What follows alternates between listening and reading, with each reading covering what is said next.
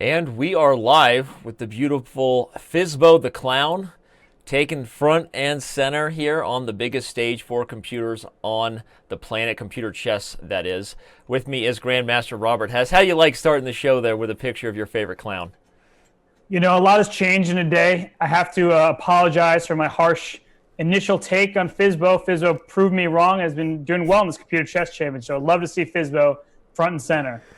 So let's go with that line then. If bishop takes f4, queen takes f4, and let's say then, well, I guess I was looking at knight to g2, but perhaps Stockfish in the position, although Stockfish does look to like knight to g2, but Stockfish also suggesting e takes d5 here as white, which seems a little counterintuitive to the structure with me. Okay, he changes his mind to knight g2. And after the queen goes back, are you going to try to keep the center closed with something like e5 followed by f4 and f5? Or is there another plan for white?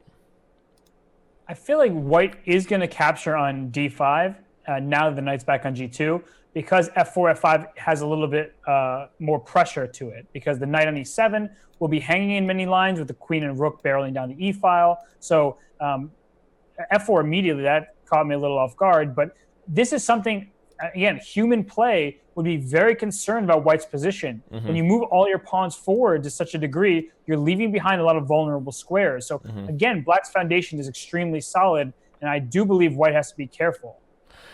Well, yeah, again, everybody, excuse me for the issues with the technical aspects of our broadcast today, but now on this scene you can see we have the real game in real time with live analysis by Stockfish, and then an analysis board for Robert and I to dive into some of the variations today, hoping this is a little bit of an improvement for those of you who caught the full broadcast yesterday.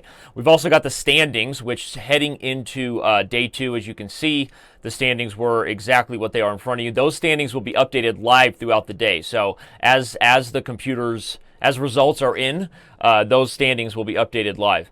So, all right, Robert. White has this potentially overextended kingside. We'll see if they can make use of the space, or if the engine idea will prove to fail to human endeavors of eventually the white king becoming weak. But let's let Fizbo and Chiron go at it here for a little bit and maybe jump into another game. There's several other games that are now started. Deep Shredder is taking on Boot with yet another French, and then we've also got the second game between Gull and Fire, which is underway, and then the other game against Deep Shredder and Boot. So, where would you like to take this show here?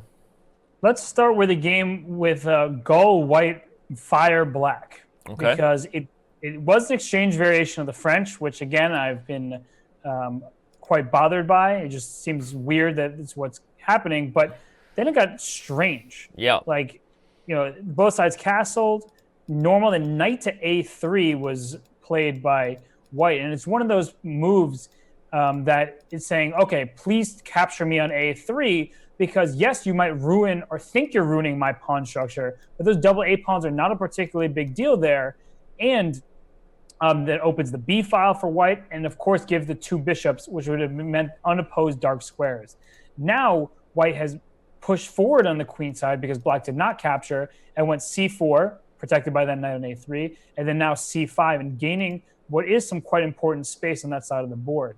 That said, black is incredibly solid, so even with the spatial advantage, if white goes a4 to try to play b5, it's not clear how much progress really can be made. Though one thing to keep in mind, Danny, and I know you like ideas like this, is with this pawn on h6, there are going to be moments when rook takes e6 will be a very interesting sacrifice, an exchange sacrifice to really infiltrate those light squares. So it likely will not happen. Engines don't miss those kind of tactics very frequently, but humans do, and it's something definitely to keep in your head. So one of the things that I find really curious about the analysis of the game we're looking at here between Gull and Fire, is that we just had this position after bishop d3, knight f6 in the same game between Fizbo and Chiron, right? Where Fizbo chose to play queen e2 check. And that's when we saw bishop e6 and the analysis that we've been giving there, where we were critical of Chiron's approach to give up the light square bishop. So as people are tuning in for this show, and I think some of the things you wonder about the difference in styles, especially amongst, let's say, the lesser known engines, Robert, like the Chiron, the Boots, right, Gull, Fizbo. I'm just fascinated by the fact that we've seen this position played several times where this opportunity for queen e2 check occurred, and it's been played kind of like half the time, and then half the time it hasn't been played. And so without the opening books on, like, what do you think that is about the style, or why the engines might take a different approach in the exact same position? Yeah, it's actually a very interesting question. I think some engines, for example, Komodo, rely more heavily on evaluation rather than depth. So it gives Komodo in particular, and I believe Komodo's game is about to get underway. Yep. Against Houdini. So we will focus on that matchup, of course. But it means that Komodo then has a kind of distinctive positional style. And right. So it's like, seems like when there's nothing to play, it really knows better than other engines how to maneuver around. And again, there's a question I brought up yesterday about pawn structures. I'm very curious. I would love to talk to some of the developers about how they focus on pawn structure, because we have seen a lot of isolated pawns, a lot of exchange Frenches, things like that. So how that plays into the engine's role will be very fascinating to learn. Well, perhaps the only bigger premium name matchup for today, outside of Dingley Wren and Magnus Carlsen, who are also playing on the Chess.com server, you can check that out. The matchup between Komodo and Houdini, Robert. I think a lot of people are curious about this as we bring up both of the games that have now started, and switch our analysis board to also be diving into the game between Komodo and Houdini. This is one that I think has a lot of people on the edge of their seat, partly because we just saw these two play in an epic game in the TCEC final, where it was one of those rare moments where one of the top three engines in the world, or two of the top three engines in the world, totally disagreed with each other on a position, right? It's exciting stuff for those who are fascinated by computer chess. I don't know whether we're going to see that here today, but in rapid chess, I feel like Komodo, while normally the favorite, is not as big of a favorite in my eyes as he normally is, but we're going to see what happens here. Here we have another advanced French, or at least a French-type structure. It's not exactly the advanced variation, but that's what do we expect to see here? And in the other game between them, we've got also a French when Komodo is white on the other board, and there it's more of a Tarrasch. So let's stick with this advanced structure here and talk a little bit about what members can learn from this position. Absolutely. And these opening structures, Danny, the whole goal for white is to play against the French bishop on c8. So what you actually will see often is white going knight f3, bishop e3, queen d2. Black will go make moves like knight c6, a6, potentially b5 on the queen side. And the bishop on c8 might end up on b7, but it's blockaded there by black's pawn on d5. So white aims to just control the d4 square. If the pawn gets traded, just keep a knight there on d4 and play against this very passive light square bishop. So I think that's really the main point of this opening. I don't know, Danny, you also have experience here, but I think you can't chalk it up any more clearly or more succinctly than talking about this bishop on c8. Yep. As far as black's long-term weaknesses, for sure, and it'll be interesting to see how the engine that is known, I think, more than any other engine for its high-level maneuvering skills and using its minor pieces, how Komodo deals with the bad bishop. It'll be instructive. One of the things that'll happen in this structure, as Robert is saying, as we now see queen to b6 on the board, is white will deal with defending b2, but at some point the tension here on d4 and c5 is going to break, and the question will be, is white maintaining the grip on the closed center, even if the d4 pawn gets replaced with a piece, in a way that sort of keeps the structure as it is and kind of keeps the black pieces at bay? Or is this capture on d4 just the beginning of the end for white, so to speak, and that the dark square bishop comes out to c5 and black starts getting all kinds of play, and then often what happens after that is black may also go for a move like f6 and try to undermine the pawn on e5. These are all sort of typical French ideas that'll be interesting to see how the computers approach, both of them, neither of them having access to an opening book, which, even though this position is still pretty well-known theory, for them, they're evaluating it just with their engine opinions, right? So this will be fun. Let's talk a little bit about the... actually, let's back up, because it looks like the Fizbo and Chiron matches are getting a little heated up. Back to the game one, where Fizbo was white. He seems to have gone into an endgame where he's better, given that black has this isolated d5 pawn, though here comes Chiron with some sort of queenside counterplay, maybe a4 coming. What do you think about this position here? Truthfully, I would love to have white in the position just because there's a weak pawn on d5. Does it kill you to say that with Fizbo? Does it No, kill you? I'm starting to love Fizbo, honestly. Fizbo is my new favorite. I might have to immediately download Fizbo after this match and give it the respect it deserves. But what I do like is that the black king is a bit exposed in the sense that there's no F pawn. The golden pawn is gone. And this D5 pawn is definitely a targetable pawn because it's isolated. The knight on F6 does cover it, but if you can remove the guard, then it'll be a nice pawn to attack. And I do fear for black that you're in danger of overextending. Now that you've gone A4, what white would love to do is go knight C1 to D3 to B4. The knight actually has a nice outpost in the B4 square where it further impacts this pawn on D5. So yes, for the time being, I think black has sufficient counterplay because the queen on B6 is quite active. The rooks on the E file are doing well. But I think structurally and in the long term, white has all the pluses in the position. Okay. Yeah, I agree totally, and I think Fizbo is showing why clowns can also be known for their positional chess as well as their balloon animals. So, what about the game where Chiron is white against Fizbo, staying on this first matchup that got started? We've got an interesting one here. We have a wide open structure on the king side for white, but not really a lot of ways for black to expose that. With minor pieces having been traded, not really likely white's king is going to get in trouble. But here I also, without any positional weaknesses, again, I feel like I'm kind of liking Fizbo's chances here at this point, given my main concern is really just that white has control over the only open e-file here. But I think if black can simplify the position, I have a hard time believing that black will be really doing worse in this endgame with the queen and the knight, especially with the potential that white's king is wide open. What do you think? I think that's absolutely correct. And the bishop against knight. Bishops love open space, are often dominate knights because they have much more scope. However, in a position like this, where of course, knights can alter color, right? They can go from light squares to dark. Bishops only control the light squares. And the fact the pawn is on G5 means if all the heavies are traded, there could be some issues defending that pawn. So I think white, objectively should be slightly better here. But in the long run, if pieces start getting traded, I could see that evaluation shrinking to a point where black is even the one to be preferred. Yep. Well, let's move over to a matchup that we're being notified is one of the more interesting ones. Also note for those of the biggest fans of the biggest engine in the world, Stockfish and Andscacs are officially underway. This being the first game where Stockfish is white here on the big board on the left.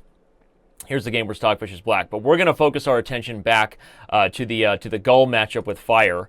Both the game where Gull is white and the game where Gull is black are both really heating up. So let's start with this one right here, where Fire is launching an almost King's Indian type of attack. The space advantage that white got early on the queen side that you said with this weird knight a3 move and then c5 didn't seem to amount to much to white. And now here comes h5 by Fire. And I don't know. I guess I'm liking black here. I'm loving black. I think it looks like white did absolutely nothing right from the beginning of the game. It's like, it's actually very funny to me. It looks like if I saw this game, I would think, oh, this is someone who was pretty well prepared, came up with some obscure line, and then did nothing right after that. Because look at black's position, right? There's pawns in e4, g4, h5. A menacing attack is underway, and white has absolutely no counterplay to show for it. Look at the queen side, right? With the pawn on a6, c6, there's no b4, b5 break anymore. What is your knight going to hop into b6 and not attack anything? There's really nothing going on for white. So Fire looks like it will get a win in this game. I mean, I don't really see how white is planning to survive. And with that, Fire was 3.5 out of 6 coming into today. Fire can actually can compete with these leaders.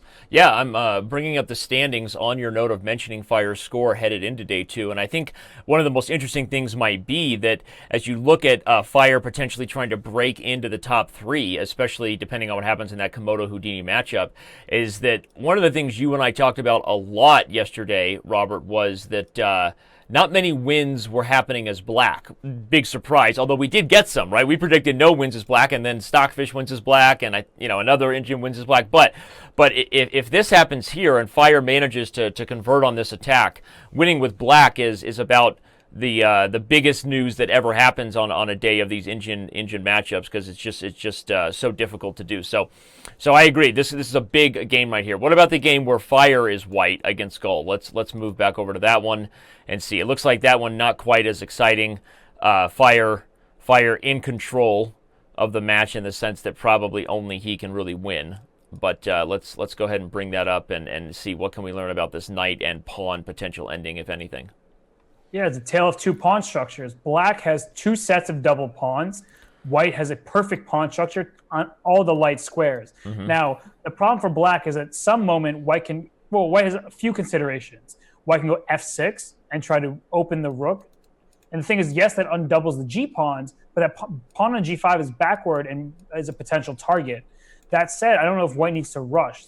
Well, b5, that's stopping any sort of knight c4 ideas to trade, because if those knights are traded on a square that is not g4, the White king can just run into f3 to g4. So right now, it looks like rook g1 is coming, and then the king will come up the board, and I really don't see a plan for Black to stop it, because after rook g1, you have to play knight f7. Yep. And then the king can come up to f3, perhaps at the right moment, and try to infiltrate. But the problem for White is that knight f7 to e5 check will keep the king out for the time being. So it has to be timed properly. Right. Rook g1, knight f7, king f3. We get a little tickle, everybody. That's the line that Robert's talking about. But this idea of infiltrating with the king here on the king side is also a long-term one, even if it doesn't work immediately. Something that's instructive about these types of endings you can apply to your own games is one of the things that's very important is not only that you assess the plan that may or may not be good now, but also always keeping an eye to the future and telling yourself, okay, if X, Y, and Z did happen, like if this knight left f7, what would I do, right? Or if the rooks were traded, what happens? And so Robert highlighting this idea of the king always having this sort of run into the king side idea is really instructive, because I think where a lot of these endgames are misplayed is maybe Black recognizes that this idea doesn't work now, but then when you get distracted later on in the game, you forget about that theme, and eventually it comes back to bite you. So computers don't forget. They don't have exactly those human tendencies, but as far as what we're trying to learn from these games, it's an interesting point, Robert. And Fire did play your rook g1, and now after knight f7, well, regardless of what happens over the next couple of moves, I do agree with you that what we're looking at is a game that only Fire can win here as White, and the game as Black also seems to be one where probably only Fire can win. Even Stockfish, as we can see with the evaluation here on the main board to the left, really loving Black here, almost by a full 3 points, Robert. Stockfish thinks that Fire is about to crush his opponent. So that would be a 2-0 victory, and that would see Fire jump into the top 3 in the standings, probably regardless of what happens in Houdini Komodo, because I doubt either one of them are beating each other 2-0.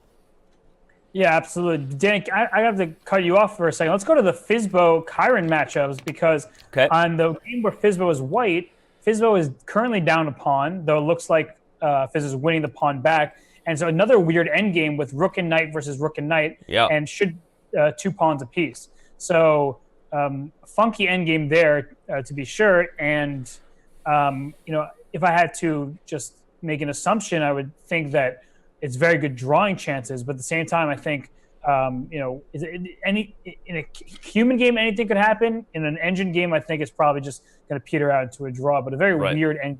Sure. Yeah, these are the type of endgames that humans really, it's very hard when both sides are rushing sets of passed pawns, right? Because it's just the kind of calculation that is really difficult, in your head to really properly assess, are you winning the race or not? But okay, as Chiron is rushing the h-pawn up the board, look at that. He just sacrificed the knight with this move h3, saying you can't take the knight because you don't have enough time after I get a queen. So starting to like Chiron's chances here, especially after the move g4.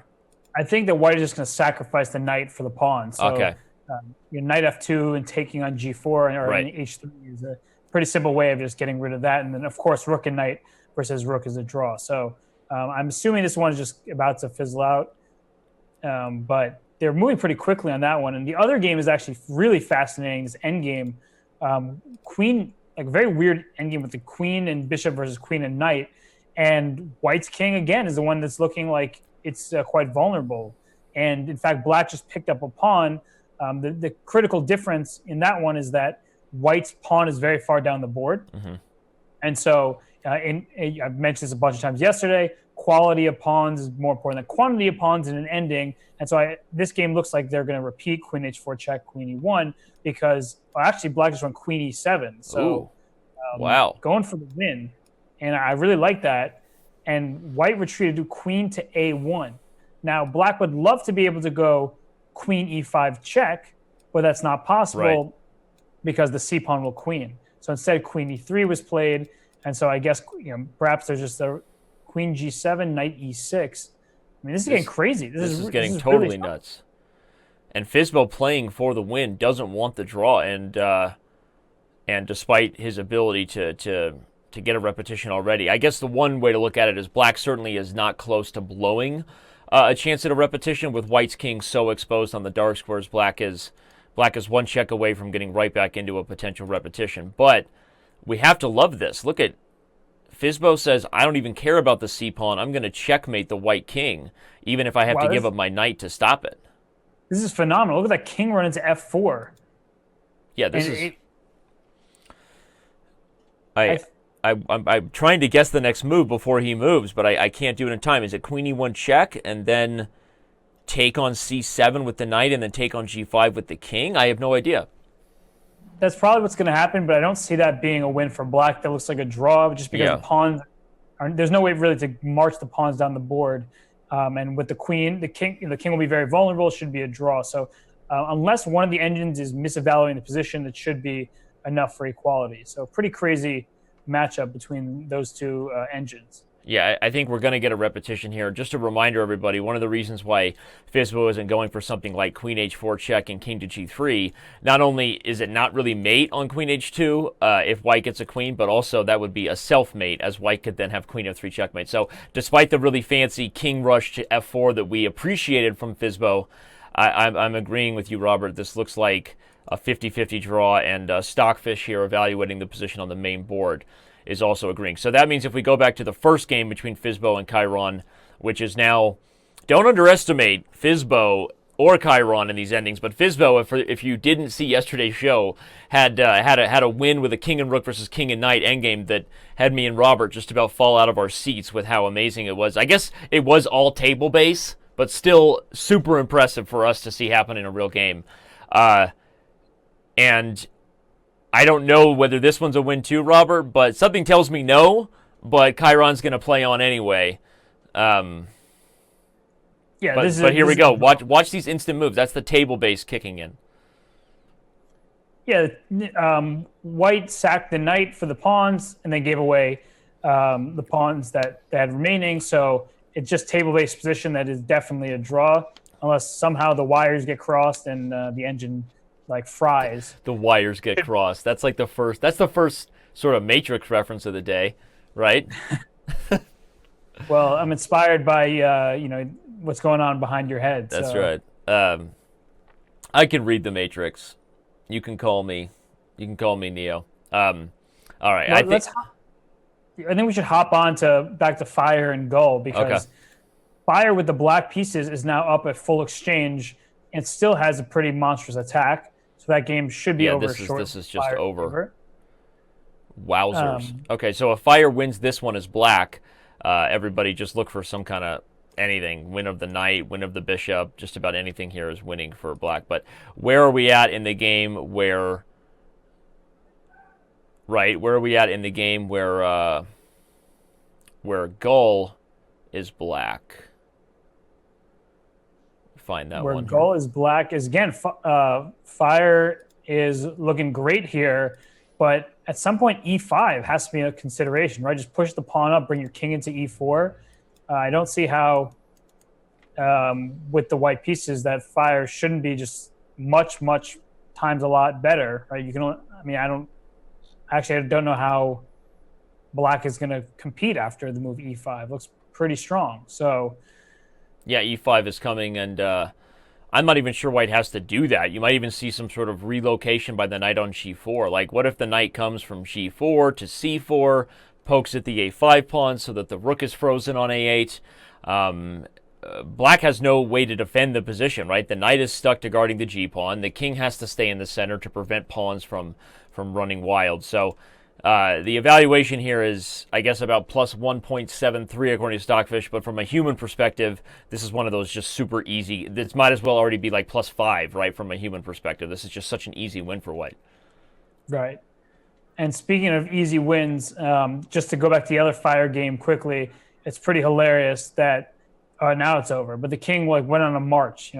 Humans would be really nervous about bringing their king up the board, but the king went on a little march, and that one's over. But let's go. I got to show that real quick. Instant replay. Yeah, look at that. That is exactly the way, Robert, an engine ends the game, and a human would never end the game, right? Because the human would never walk their king into queen h6 check and into g4. But that's absolutely hilarious. Sorry. So what game did you want to go to next as Fire delivers checkmate?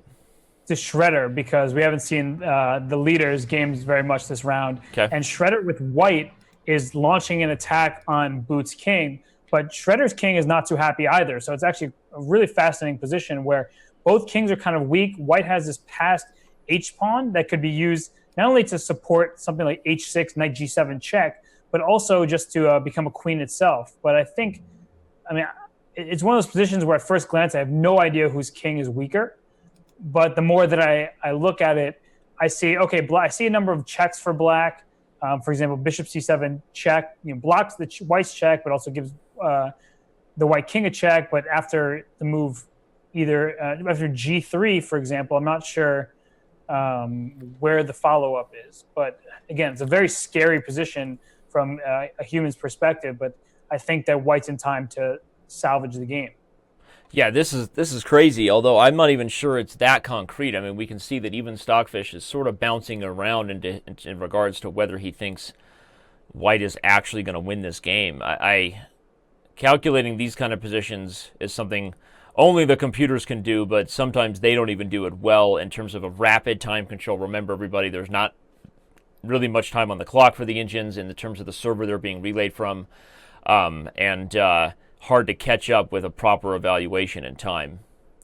Yep, and we're seeing the engine, the Stockfish evaluation on the screen jump up and down. Has no idea what's going on, pretty much. I mean, of course, it is calculating as quickly as possible, but as you mentioned, time trouble means that they're not getting the full depth that they might want. They don't have time to sit and really think. So, right. Anything possible in that game, if Boot I was just about to say, are we going to see a rook takes c7 exchange sack after queen takes everybody? Queen takes d5 check is going to come.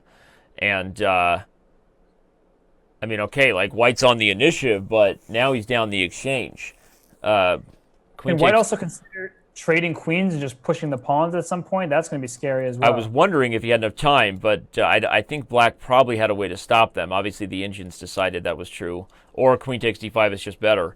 But now the evaluation has gone almost back down to 0, with Stockfish feeling like White has sort of let the advantage slip away. Maybe White has to take the perpetual here because of threats like, well, if anything else like queen takes e4 is played, everyone, you might see rook a2 check. And then depending on where this king goes, this queen is about to hop in on the c-file. Okay, so he's going for that line I just said, Robert. Rook a2 check. What is going on here? This is totally nuts. Yeah, and not very human. Humans would bail out with the draw immediately and not allow this kind of craziness. But, Shredder sees that the king is not, it's not possible to mate the king. And thus, I guess White will have a perpetual check at any moment. So it's worth the risk. But, really a crazy position. I guess White, if White's not getting mated, White is probably slightly better, but not seeing much at the moment. The other game... Go ahead, sorry. No, the other game between Boot and Shredder is an end game where both sides have passed pawns now, knight versus bishop. So a really fascinating match. And Boot was, doing badly in this event, in second to last with one nav at a 6, but putting up a great fight in this round. Yeah, well, Boot started out, if you weren't here yesterday, everybody, with an 0-2 defeat to the number 1 seed, that being Stockfish, and so that wasn't a great way to start, and had us thinking, well, maybe Boot is just out of his league, right? But Boot showed us we didn't know what we were talking about. Hashtag first talking to Boot reference of the day, and now he's come back. Boot is. He's all about the end games right now. Yeah, it's a lot. So Shredder and Boot, okay, they're kind of our tail enders. I guess we should go to our big matchups between Komodo and Houdini and Stockfish and Andscacs. We haven't really gotten there much. I think Komodo with White against Houdini is a very tense struggle. We've seen this many times. Black king on f7, isolated d pawn, vulnerable dark squares, and yet the engines rely on it time and time again, saying, you know what, these are all conceptual weaknesses. They're symbolic. They don't actually mean anything given the current dynamics. So I don't know, Danny. I would be a bit concerned to be black, but at the same time, that knight on e4 is such a powerful piece. I agree with you. I think from a practical perspective, if I was looking at this, I would just, a human being, say, I'm going to play h5 and start to pry open your king side and bring my knight from d3 and try to maybe poke at e5 myself at some point. But you're right. I mean, despite the conceptual weaknesses of black's position and the danger we perceive on f7, the actual tactics and the dynamics of this position are that white doesn't have a concrete way to break through, apparently. And it'd be hard to move the queen from d3 to try to get something like f3 in because then black can take on f4 and double the pawns. So it's hard to see a plan for white that successfully dislodges that knight from e4, Robert. I'm totally with you. And in the other game between Houdini and Komodo, where Houdini is white, Houdini is up in exchange for a pawn. Both sides have this weird configuration, the queen side, with mutual pass pawns, where it's like it's very strange. You don't really see that very often. And white's king can become a target at some point. But again, white is up that exchange for a pawn. And I'm really uncertain. I think that at first glance, that black is the one who's actually better because white's king is not very safe. And the bishop on c6, to me, is worth at least the rook. I don't have an engine valuation in front of me, but that's what my instinct is telling me, that black is the one to be preferred. Yeah, but after knight f3 check, what's going on king g3? Is this not a double attack of the bishop and the knight? What am I missing? Just knight d4. Okay, knight d4. Yeah. Rook e3 check will be annoying at the right moment. c3 was just played. I mean, this is, like you said, the bishop on c6 is a really frustrating piece to deal with. I think it is more powerful than one of the white rooks. And that black pawn on c3, which can go to c2 at the right moment, is ahead. That said, I think exactly the sacrifice of the exchange. You take the bishop on c6, and then you going to peter out to a draw. Yeah, you trade those pawns on the queen side, and the 2 against 1 is not enough for a win for black there. So the results that we have, Fire won both of the games. I think we as predicted. Yeah, Shredder and Boot drew both. And so that leaves us with the 4 remaining games. We haven't checked out Stockfish and Andscacs, so I don't know if we want to stay on Komodo or move on to. I think we should give Stockfish a little bit of love as we close out some of the games that have already finished. But as you said, staying on this Komodo Houdini game real quick, Fire wins, and so those who can see the updated live standings here right above our analysis board, you can see that Fire is now officially tied for first in this exact moment, right before Stockfish and Andscacs have finished. So of the engines outside of the big 3, Fire is certainly showing that he is optimized and ready for this format, and really playing well here. So all right, you want to start with Stockfish and Andscacs, where Stockfish is white. It looks like he's Stockfish has managed to win a pawn, and the d5 pawn is also weak. Right. So it's a very strange position where white is up how many pawns? 1, 2, 3, 4, 5, 6 on 3. White's up 3 pawns, but it doesn't optically look like it because the king is open on the g file. The bishop on g2 is under threat.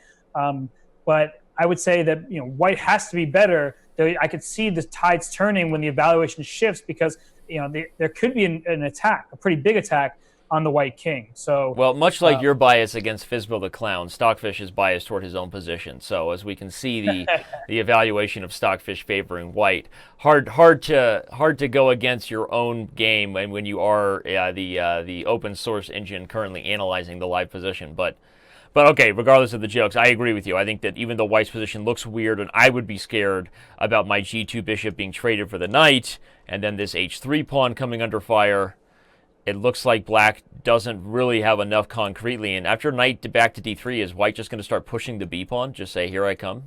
I guess not right away. b4 would fail to rook takes d3, winning on the spot.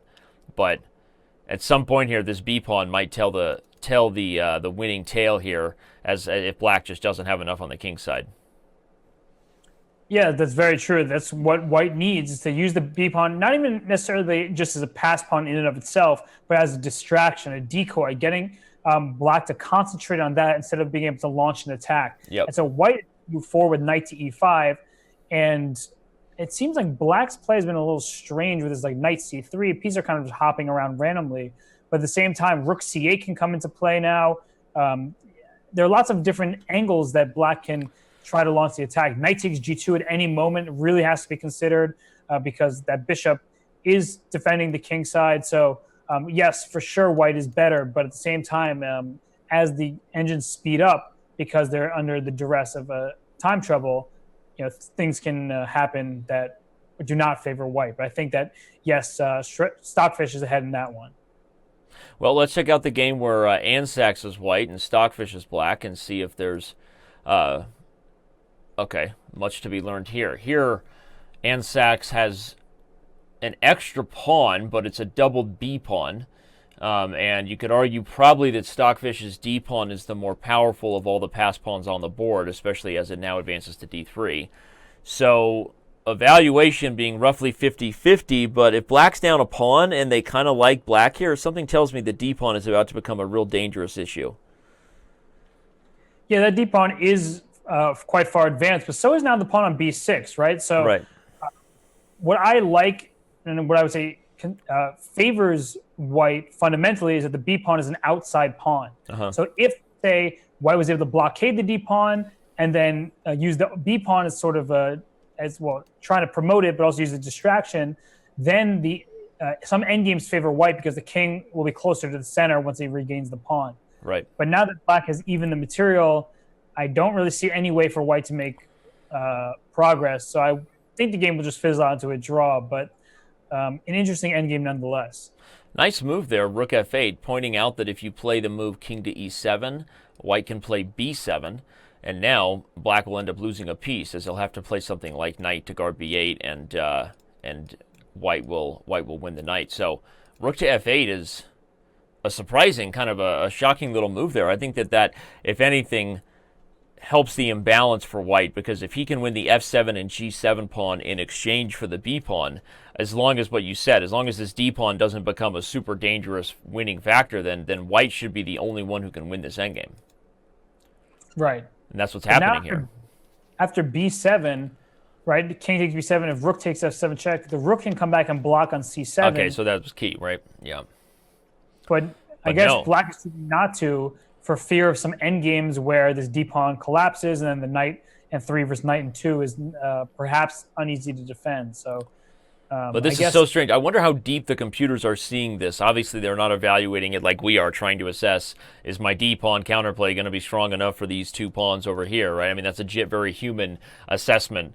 But how deeply they're calculating the decisions to make here in such a short amount of time leaves one to wonder. I think there'd be a forced draw in that rook c1 check, rook c2. Yeah, now that you've guarded the e3 square, there's nothing white can do about it, everybody, because after example, rook takes h6, rook c1 check, rook c2, no other way to guard the knight but to just go right back, and we'll get a little tickle there with the king. All kings love to be tickled, right? Isn't that a thing in Game of Thrones, like some random show you watch about kings being tickled? Isn't that a thing? I don't know what you've been watching, but maybe I don't want to know. All right, so let's go back to Houdini and Komodo, because one of those games is super interesting. The game with Komodo being white, now that he's managed to get the advantage with the queen versus the rook and the knight, but it's one of those positions where, despite the fact that the computer will always evaluate white as about plus 1.5, if there's no concrete way to win the g6 pawn, then this is just a draw. Yeah, and it's a funky defense, actually, because when that bishop was on f6, it looked like it cuts off the rook's protection of the g6 square. But if you take on g6 with check, and that's funny, you take it with a check, simply king moves over to d7, and now your bishop is lost. So despite the fact that a pawn was coming with check, you can't capture it. And if that's the case, perhaps there will be a kind of weaseling around for a long time, and then maybe somehow get to the pawn. But I don't know. This looks like a pretty nice setup for black. Yeah, no, this is one of those really tricky ones for even computers, everybody, because it's one of those where, as you can see, obviously Komodo evaluated that white would be better, or Komodo wouldn't be in this position, and even Stockfish will continue to say that white is up about plus 1.6, really from now until Kingdom Come. So if we ever wonder about those few gray areas where the computers are not always 100% right, this is the kind of position that they are, right? This is one that's not in the table base, Robert, right? So they can't just access the table base. They're evaluating things based on the concrete aspects of the position, the material, the weaknesses, and so they're not wrong that white is better, but if a human understood, oh, I can't break down that blockade, that's an abstract human evaluation that an engine is never going to come up with on its own without trying it and then seeing mathematically that it just didn't work. Now, maybe white finds a way to wiggle his way around this, but this does look like one of those types of rare situations where maybe Komodo isn't necessarily right that he's winning here. I don't think it is a win. I'm trying to come up with a plan of action, not just trying to come up with a configuration that leaves white winning, but I just don't see it because the rook is just shuffling on the 6th rank here, and the knight can also always just move as long as the bishop is protected. So knight c8, knight d6. And I don't see where white is ever going to make progress because now knight e8, it doesn't matter. Knight d6, knight e8, knight c8. As long as the pawn on g6 is not hanging, and doesn't seem like it ever will be, I really don't see how white is making progress. Yeah, agreed. And as they play tickle here, we're proven to be right about that, and always fun. I mean, as a human being, I admit I look for ways where I can say the computer didn't know what it was talking about. Okay, so sue me. You know? You don't tempt me, Danny. Yeah, I know. All right, well, what about the game where Komodo is black? I guess this one is as boring as the other one, and this is even worse. This is just a drawn rook ending that, again, they'll play out as long as they can. Part of the reason that the engines do play out these positions, everybody, is exactly what we've asked them to do, right? We talked a little bit about the time control. We've told you that there are no opening books being used by any of the software that is facing off against each other. But also there, the third bullet point, you can see there are no draw offers or resignations allowed. The computers, the engines, the software developers, all of them having submitted a custom version of their engine for our specific event, as we told them the format, they were all removed with their ability to offer draws or to resign. So that means every position has to be played out to mate or a forced draw, but the table bases are on, which gives us some really amazing finishes like the ones we saw yesterday, Robert, with just that amazing finish there with Fizbo. All right, well, reminding everybody about the format, let's look at the standings there, right above our analysis board, Robert. Stockfish is in the lead, but Fire, taking down Gull 2-0, has leapfrogged both Houdini and Komodo, and if they both draw these games here, we're gonna see a shakeup there in the top 3 standings. Yeah, Fire, I mean, it's really the one that everyone should keep their eyes on because I really don't know that much about Fire, and playing extremely well. This is a great round, winning both games over Gull. Gull admittedly does not seem like the strongest engine in the competition, but still, Gull actually made a draw with Stockfish in one of the games, drew Komodo in one of the games. A 2-0 score is of incredible value in a relatively small competition like this one. So, okay, we see these last couple of games should be drawn. Well, Stockfish is going to hand Andscacs the first defeat because Stockfish just queened and delivered a checkmate in that one. So Andscacs actually just lost for the first time, and in this Komodo Houdini game, this should be a draw. So the most up-to-date standings will see Stockfish still very much in the lead, Fire behind in close pursuit. But so where did we miss that win by Stockfish over Andscacs? I guess it was, well, we didn't, not that we didn't misevaluate or that we didn't evaluate the win. I guess just going back to the position we left, eventually our prophecy that the B pawn would get active, I guess is what happened here. Stockfish rushed the B pawn, and like you said, whether it became a queen or not, it was a decoy and forced black to take away his strong pieces like the knight in the center, and eventually white. Okay, as soon as white traded queens in this game versus Andscacs, it was just over because now Stockfish is just up a whole bunch of pawns and goes on to win this endgame. Okay, just wanted to show the fans what happened while we missed. So what were you going to say? Someone had a very funny comment in the Chess.com/TV chat. I'm not seeing it right now, but it was a joke about reporting all the commenters for using engines in their analysis, which was I really enjoyed that one. So if I can find who said it, that'd be great. But that was shout out to whoever that was. Well, given that this is the Chess.com Computer Chess Championship and that we are going to be going over matchups between the engines all day, I think having an engine running and evaluating the games in real time is about as appropriate as it's ever been. With round 4 having just come to its completion, everybody, that means we are patiently waiting for round 5 and the up-to-date standings. This was the standings heading in to day 2. So the up-to-date live standings have us in a position where Stockfish is maintaining the lead with a score of 7 points. Fire and Houdini tied for second with 5.5 apiece.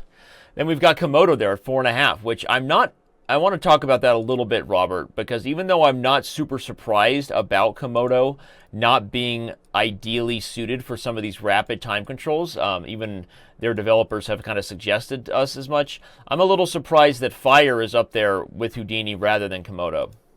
Well, Komodo now has 5 points now that the draw is finalized in the game against Houdini. So, yes, but Fire still is ahead.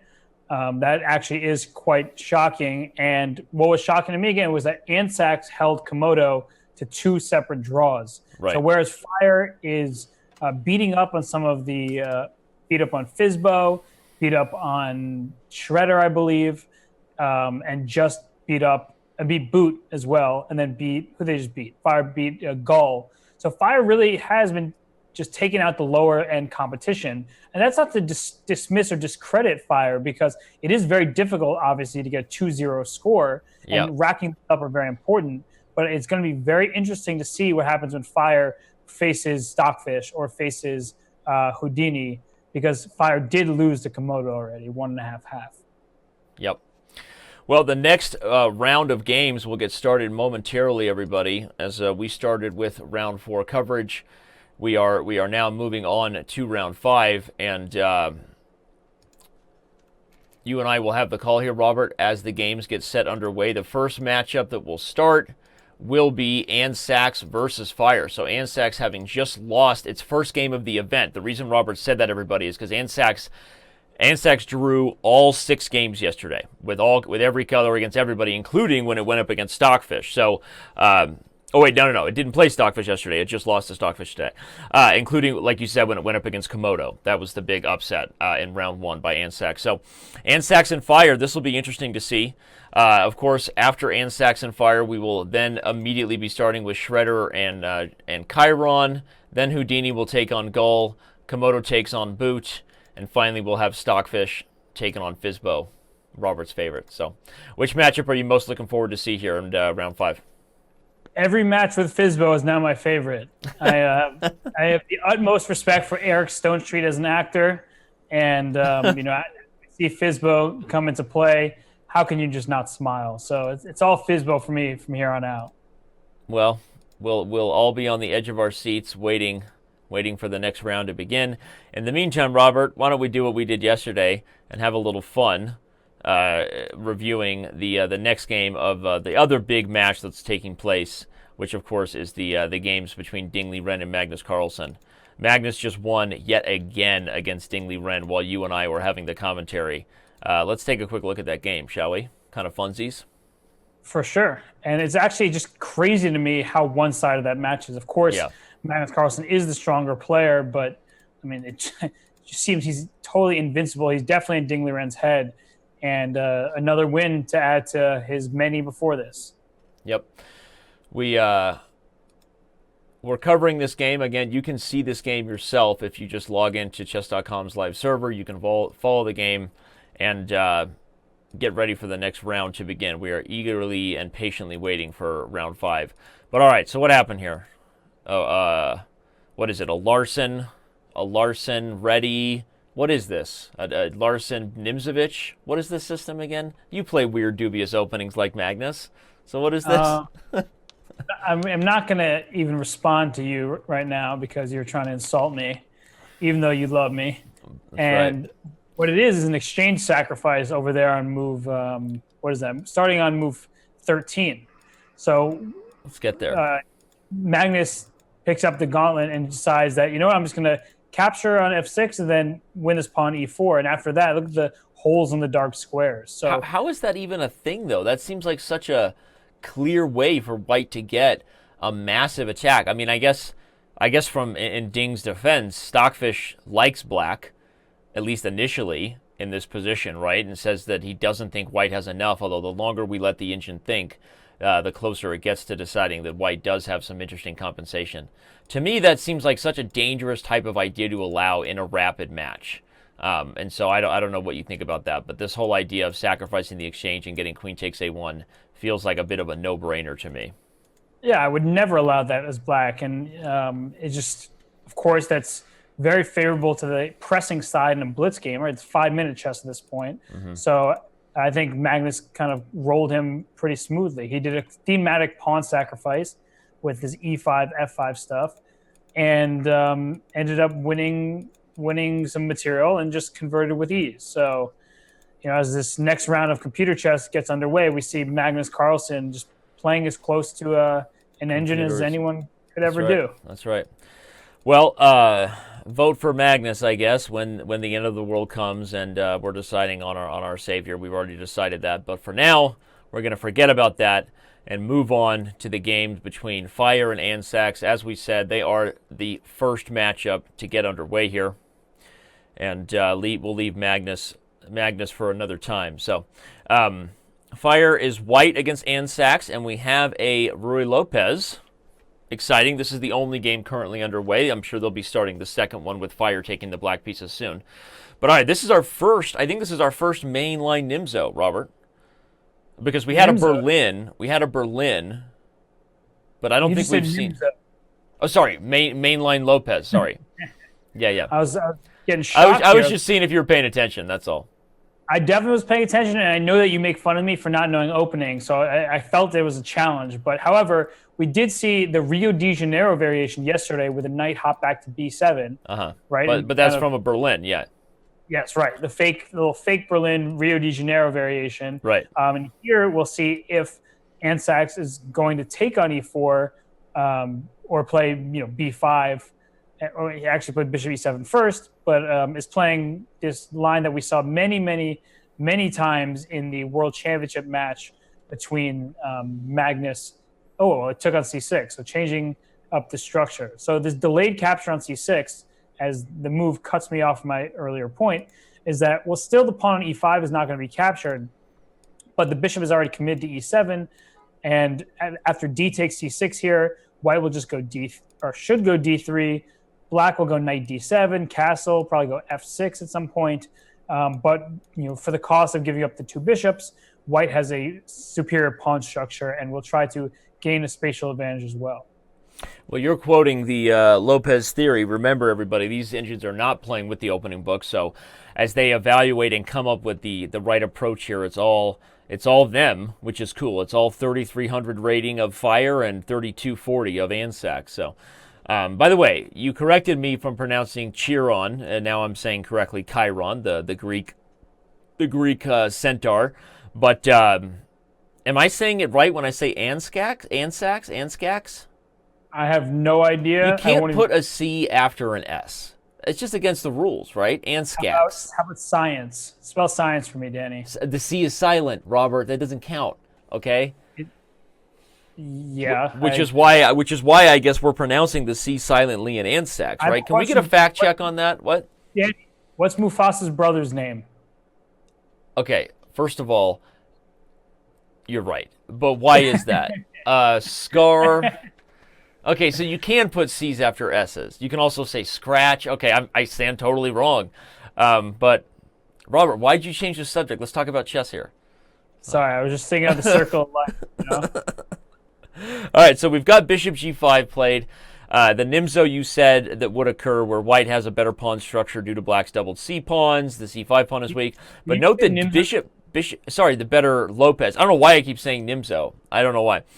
But let's go back to move 7, Robert, where Andscacs didn't play the move knight to d7 and instead played bishop d6, which I'm getting a feeling is is maybe a little dubious because of exactly the kind of line we're seeing with bishop g5. Feels like black should have gone for knight d7 rather than allow the pin that is now on the board. How do you evaluate this?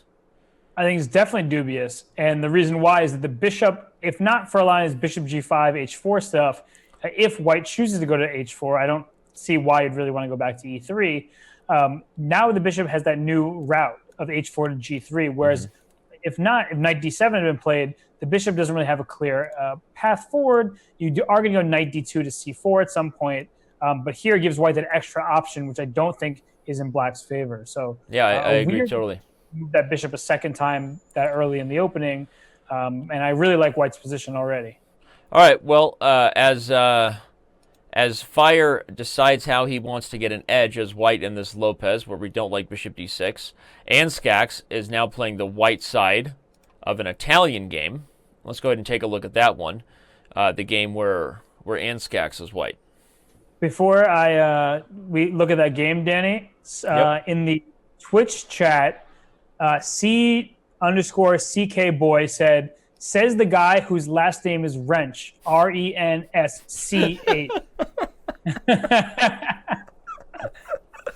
Oh my God! I really set myself up for that one, didn't I? You can't put a C after an S. It's in your name, Danny. Oh my gosh, what is wrong with me? Well, it's Andscacs' fault because I don't like saying Scacs. I feel like I'm a consonant away from saying skank. Am I allowed to say that? I don't. It doesn't feel good. I don't understand the word Andscacs. That's why I criticized it. But okay, all right. Let's focus on the Italian and not my ridiculous notion of forgetting how my own last name is spelt. But touche, Twitch user. And thank you, by the way. Thank you for reminding me. Thank you to everybody who's tuning in, whether you're watching at Twitch TV/chess or Chess.com TV.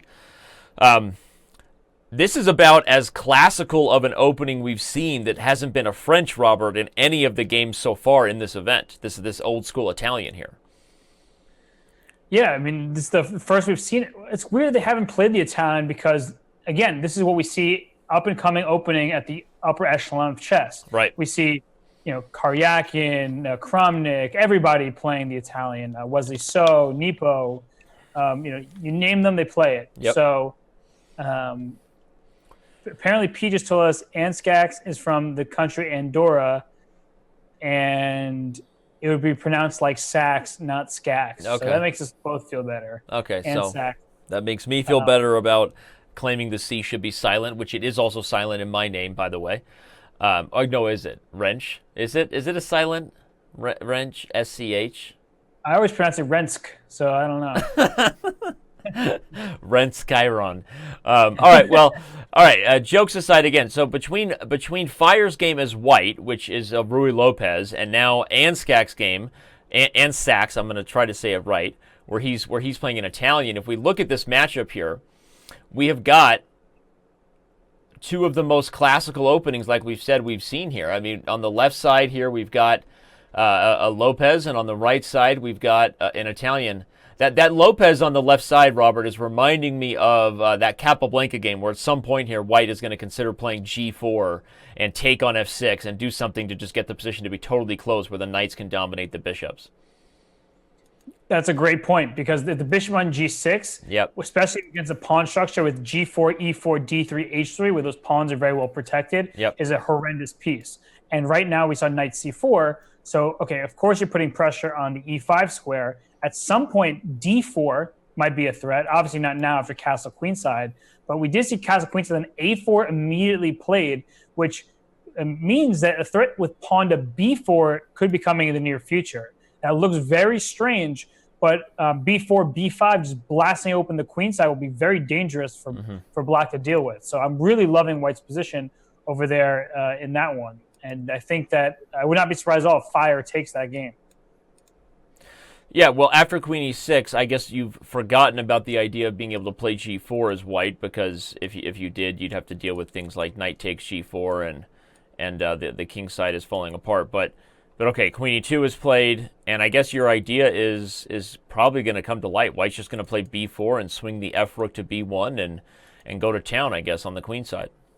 Yeah, and this g5 idea, after bishop g3, you'd love to go g4 for black, but you always have to think about the e5 pawn is on pre, so I don't really know who's coming in first here.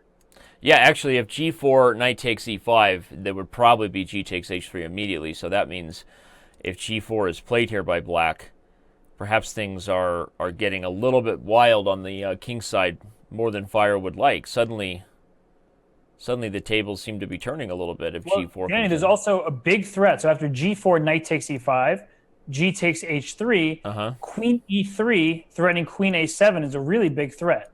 That's because if a move like takes on g2 is played just for kicks and gigs, let's play queen a7, showing everybody that even after a capture on f1, black might have a hard time stopping checkmate with queen to a8 check coming. So interesting line there, Robert. I like that.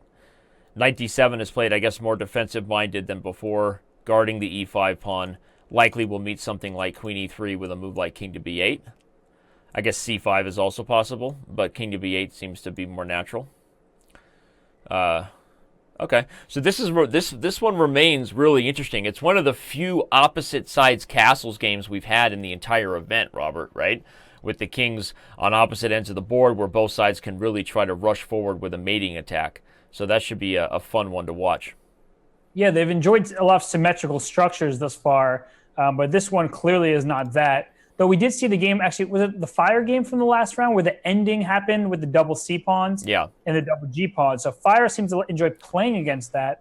And once more, it leads me to become extremely interested in how the engines evaluate pawn structure and things of that nature. So right now, for Fire, a move like knight d4 doesn't work, I don't think, but it's like was extremely tempting. So opens up the queen to hit h5, everybody. If black takes, he takes. Probably it failed to a move like queen f7. Well, queen f7 is going to go knight f5 and attack d6. Look at you. You're sneaky. You're a sneaky guy. But the real issue was after knight d4, I think queen takes c4 was, okay. So too much hanging, too much going on. I'm not an engine. I'm just, You just play one on Chess TV. Yeah. Okay, well that this will be one to keep our eye on, of course, along with the other matchup that got started now. Let's tune into Deep Shredder's games versus Chiron here. Deep Shredder, as white is already in a mess of a position. We got to come back to that. As black, we've got something that seems a little bit more solid. So let's jump back to the first one here and look at Deep Shredder's position as white, where he's got a queen on g7 who went pawn gobbling, and now has to back that thing up. So I love this opening for white. Okay. I have played it as white. I find it very difficult for black to find a path to equality because, it's old school kind of, Russian classical style, two bishops, right? Just frankly, two bishops are better than two knights most of the time. So in this current position, yes, black just went c5. Black is going to try to strike in the center, but white can actually defend the structure without too much difficulty by making a move like knight to e2 and just defending d4. And then where is black going to castle? That's an essential question. So yeah, especially with threats like bishop g5 in the air, the knight on f6 is just immediately pinned to the queen on d8. I got to admit, Robert, of all the engines in this field that would mimic your repertoire, I didn't have Shredder on the top of the list. Yesterday we had the Al-Johan Chittard attack, which you played as white. So what is that? Did you model your openings after a really aggressive player and then decide to go the opposite direction in the rest of your chess? Didn't we talk about my affinity for the Ninja Turtles yesterday? That's right, we did. Perfectly. I used to watch all those videos on VHS growing up. Donatello is my boy. I love Donatello. Give me that purple, what is that called? Purple headband? Yeah, headband. That's it. Yeah. That's the word I was looking for. All right, well, we got c5 and knight d2, as you said. This just looks like a French gone wrong, which I know is a bit of a a redundancy. But it's a bit redundant, but hashtag French zinger. Okay, but seriously, this just looks like a really fun position for white. So we'll see what Chiron comes up with, or if he continues to sort of be the doormat for the event so far, with Chiron rocking last place currently at 2 points. What about the game where Chiron is white against Shredder? Shredder is playing like a grandmaster against a master. Okay, like playing this Philidor, slowly trying to stabilize the position and then outplay the opponent. So pretty standard position for a Philidor. I don't know what this bishop is doing on f4. That doesn't seem as typical as. Well, the bishop on f4 is actually fine. What's strange is bishop e2, actually. If we back up a few moves, bishop f4 castles, the mainline theory, Robert, here is 7 queen to d2, where white actually prepares to castle long, right? And we know that black can play a number of moves here, including a6. Black can even play this super aggressive line with c5. The move d5 is also possible, but usually white plays queen to d2 and tries to castle long. But Chiron decides he's not in the mood for that kind of aggressive chess and played bishop. But so I agree. Yeah, I mean, your bishop on e2 and the bishop on f4 together are sort of awkward, and black just has this really straightforward plan of relocating the bishop to f8 to open the rook. But what's this now? Queen d2 now? Is the e4 pawn just falling? Perhaps. Okay, it looks like sacking the e pawn, going bishop f3, rook e1, and somehow the taking over the e file is enough compensation for a sacrificed pawn. Interesting. To me, that's very strange, and I feel like an engine. Yep, gobbled it up immediately. Shredder did. I don't like this for white. I would prefer to have the extra pawn than playing with the initiative here. Yeah, I'm also just sort of a little surprised by Chiron's approach. But with that said, as we try to, I guess we'll wait to see if Chiron can justify compensation that neither one of us really agree with. But let's bring up the games between Houdini and Gull, as Houdini is still in second place, right there behind Stockfish, with Fire nipping at his heels. Houdini has white against Gull. We have a queen's pawn game, and then we have an opening that every chess coach would cringe at to see d4, e3, d5, and e6. So weird chess being played currently by Houdini and Gull on both boards. Where would you like to start? Anywhere but on these games. But okay, let's go back to Fire and Andscacs, since one, I love saying Andscacs. Well, secondly, look at Fire and Andscacs. The game is fascinating. Yeah, that game has really burst open. And that just does not bode well for Andscacs. We saw again, Andscacs on the first day was the solid engine, drawing a bunch of games. In fact, drawing all 6. And now today, it feels like something is going wrong. Something's gone awry, because I don't trust the evaluation. I don't have an evaluation in front of me, but I assume it's going to be like, oh, it's probably equal, and then it's going to shoot up saying white's winning. Like, it feels like one of those positions where black has gone up material, right? Black is up 2 pawns, and the engines at first are like, oh, black is doing well, black is fine, don't worry about it. And then it's just like one subtle move, and black is totally lost, because the queen side is definitely going to be under threat. And what's funny is this is okay. I mean, the computers do tend to defend better than humans, right? Just because they don't get emotional, they don't get worried about pressure. Like, I start looking at a rook coming to c1 on the c file with threats of I don't know, knight g7 to e6, and I practically wet my pants, right? Because I'm freaking out about the attack. And here comes rook a2, rook c2. But so computers in their defense are just much better defenders, which is why they're always more willing to go pawn grabbing, because they can hold on, where humans would shy away just from the practicalness of the pressure. But with that said, I don't think we're wrong about the fact that this is one where if the evaluation isn't greatly in black's favor at this point, being up 2 pawns, then here comes rook c2 and rook to b2. And how is black just dealing with the monster pressure coming on the queen side?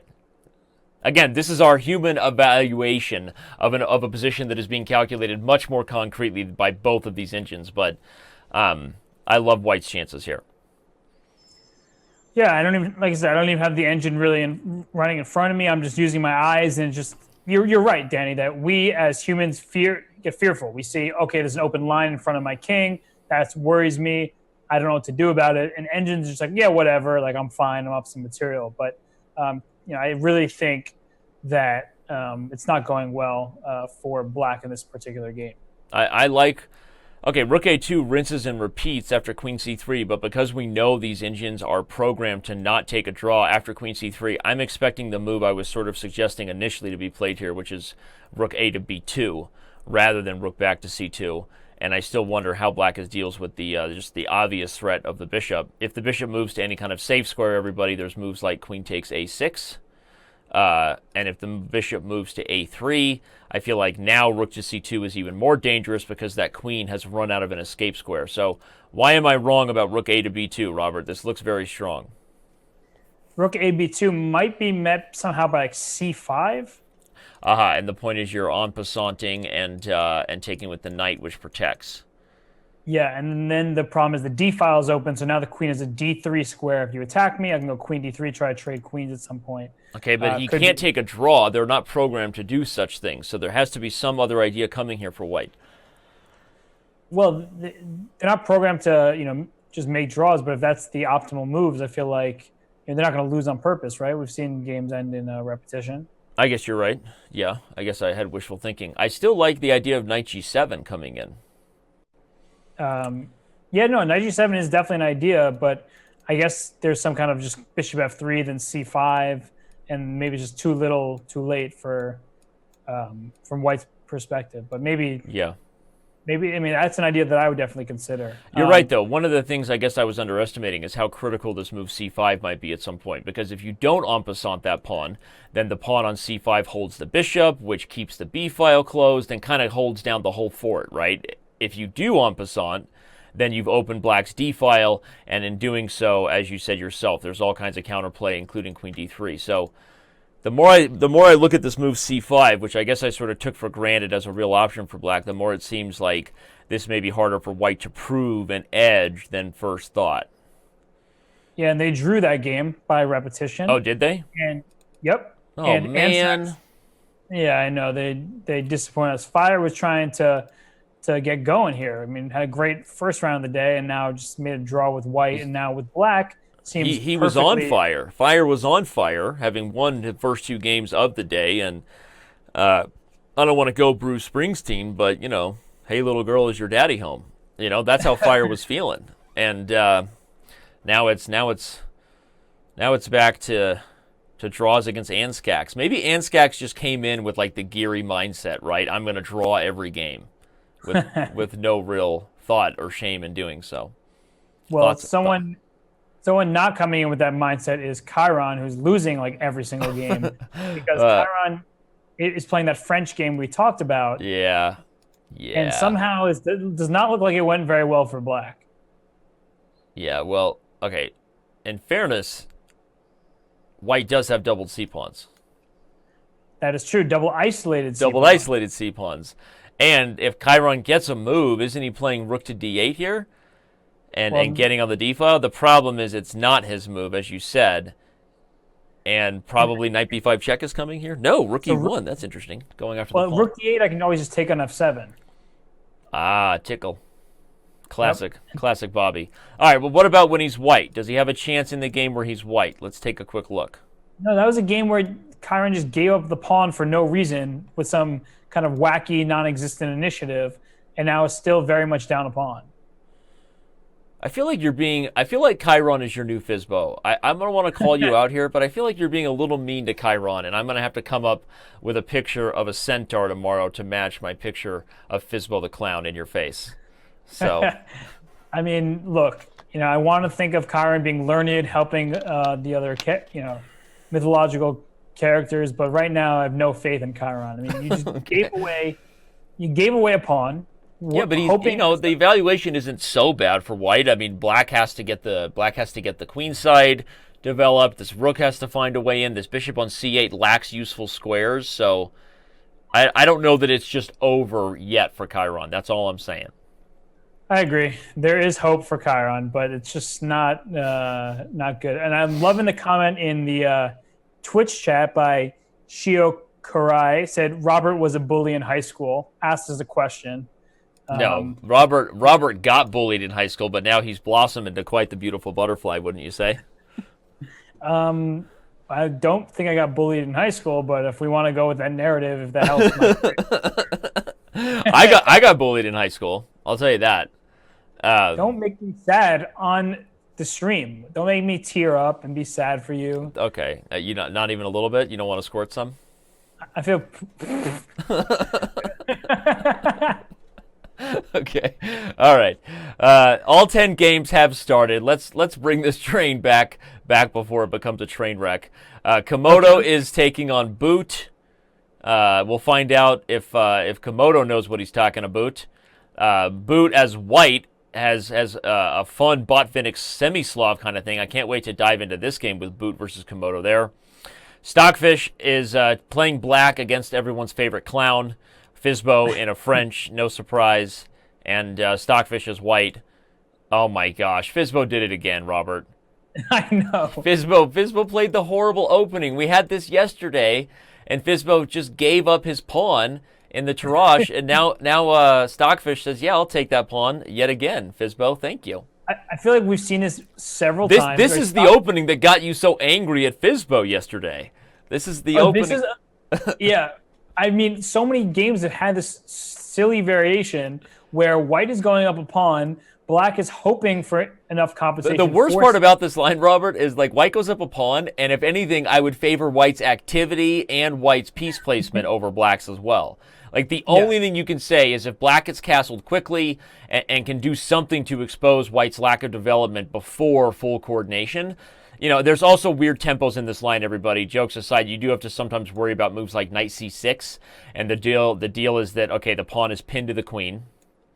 And if you move the queen to like a4 to pin the knight, then they have knight takes d5. So there's some trickery in this line. But okay, Stockfish figures it out.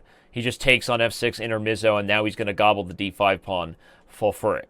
And I think that perhaps Stockfish will throw in a bishop b5 check to speed up development and then take on d5.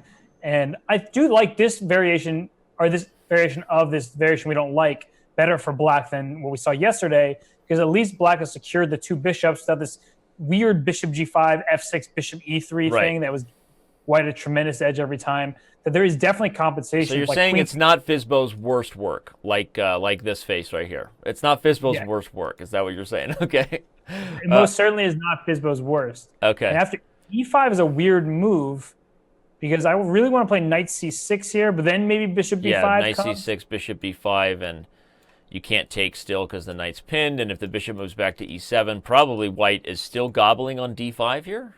Looks like it. Why not? Yeah, definitely. Yeah, go pawn grabbing.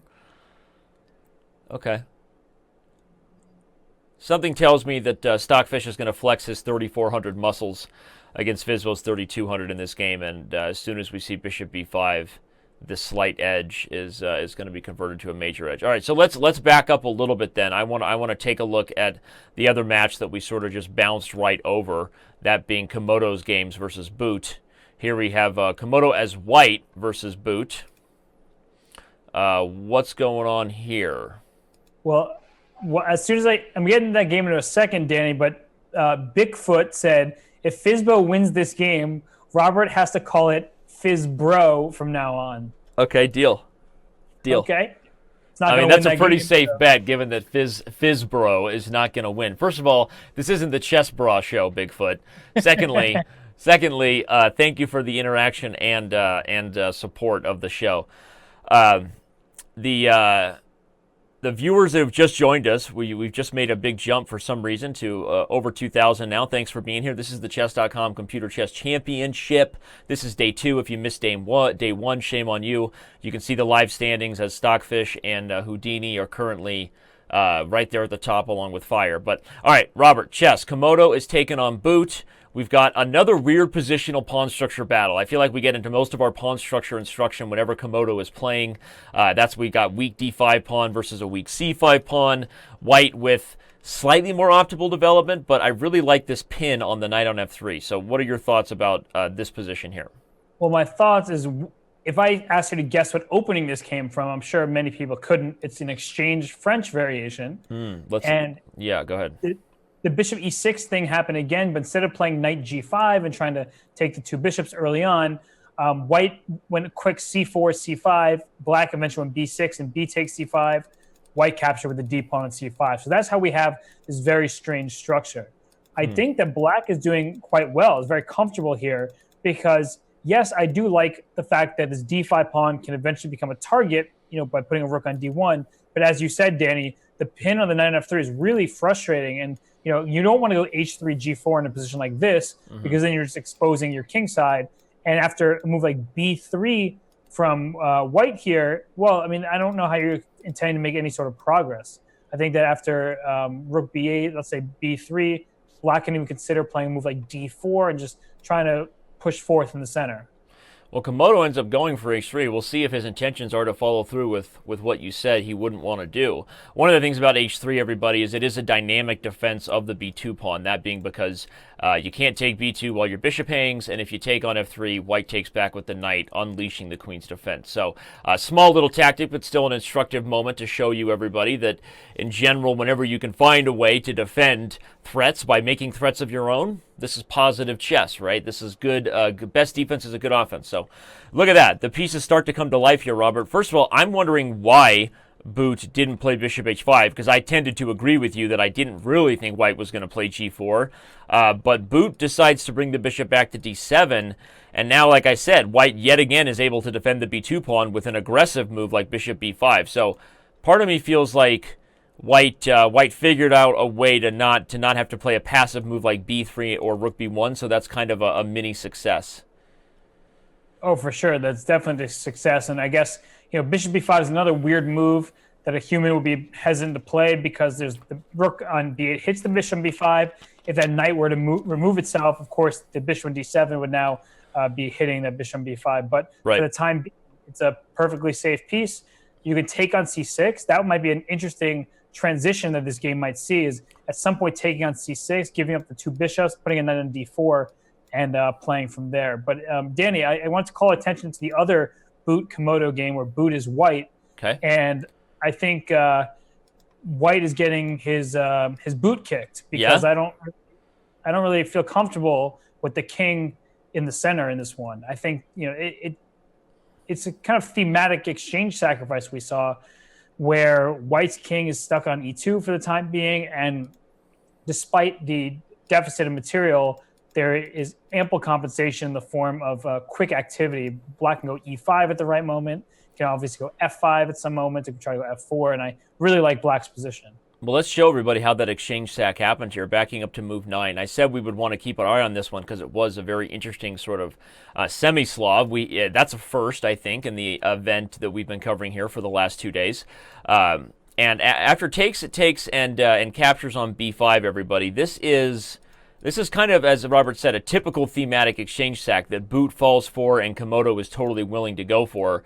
You give up the rook on a8 for the knight on b5, but precisely because you're able to follow that up with, if I can get there, you're able to follow that up with the move bishop to b4 check.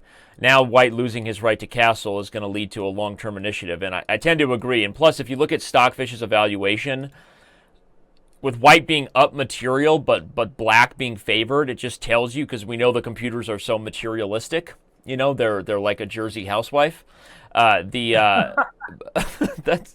the first time I've ever compared a materialistic computer to a Real Housewife of what is the Real Housewife show? The Real Housewives. Is that what it is? I don't know. I didn't mean a general Jersey housewife. I was specifically talking about the show. But you're welcome for offending you. So here black has the stuff to make this sack work, because here comes bishop b6 and the dark squares are a real problem. Right? Yeah, sorry, Danny. Another game caught my attention, so I got a little distracted. The Andscacs Fire game, where Fire is black. We saw Fire draw with white, and with black, somehow Fire is up a queen versus knight and rook. But very interesting configuration of pieces. Yeah. Doesn't this feel like a tactics trainer problem, where white is a move away from playing like rook takes c7 and the queen is trapped, and then knight e6 check forks the king and queen or something like that? Absolutely. I feel like I've seen a puzzle like this that I failed, of course, on Tactics Trainer. No doubt. Where somehow, white is actually winning in a weird way with the dynamic of the rook and knight versus the king and queen. But okay, I digress. I don't think that's actually going to happen here. But Yeah, king e8 looks like a normal starting move, right? To get out of all these knight e6 check ideas, to threaten potentially queen b7 check takes b5. the real Um, issue, though, is a move like rook d5. Okay, you're right, he did play it. But what about rook d5? Because then I'm guarding b5, Robert, and I can play a move. Okay, he actually played rook d5, and here comes king e4. And I wasn't looking at the computer suggestion there, I promise. So king e4, this looks to me good for white, because if I can get the e5 pawn and my rook is guarding everybody, I should be in pretty good shape. you lose the h4 pawn, which is actually pretty important. So Yeah, because that gives you the g pass pawn.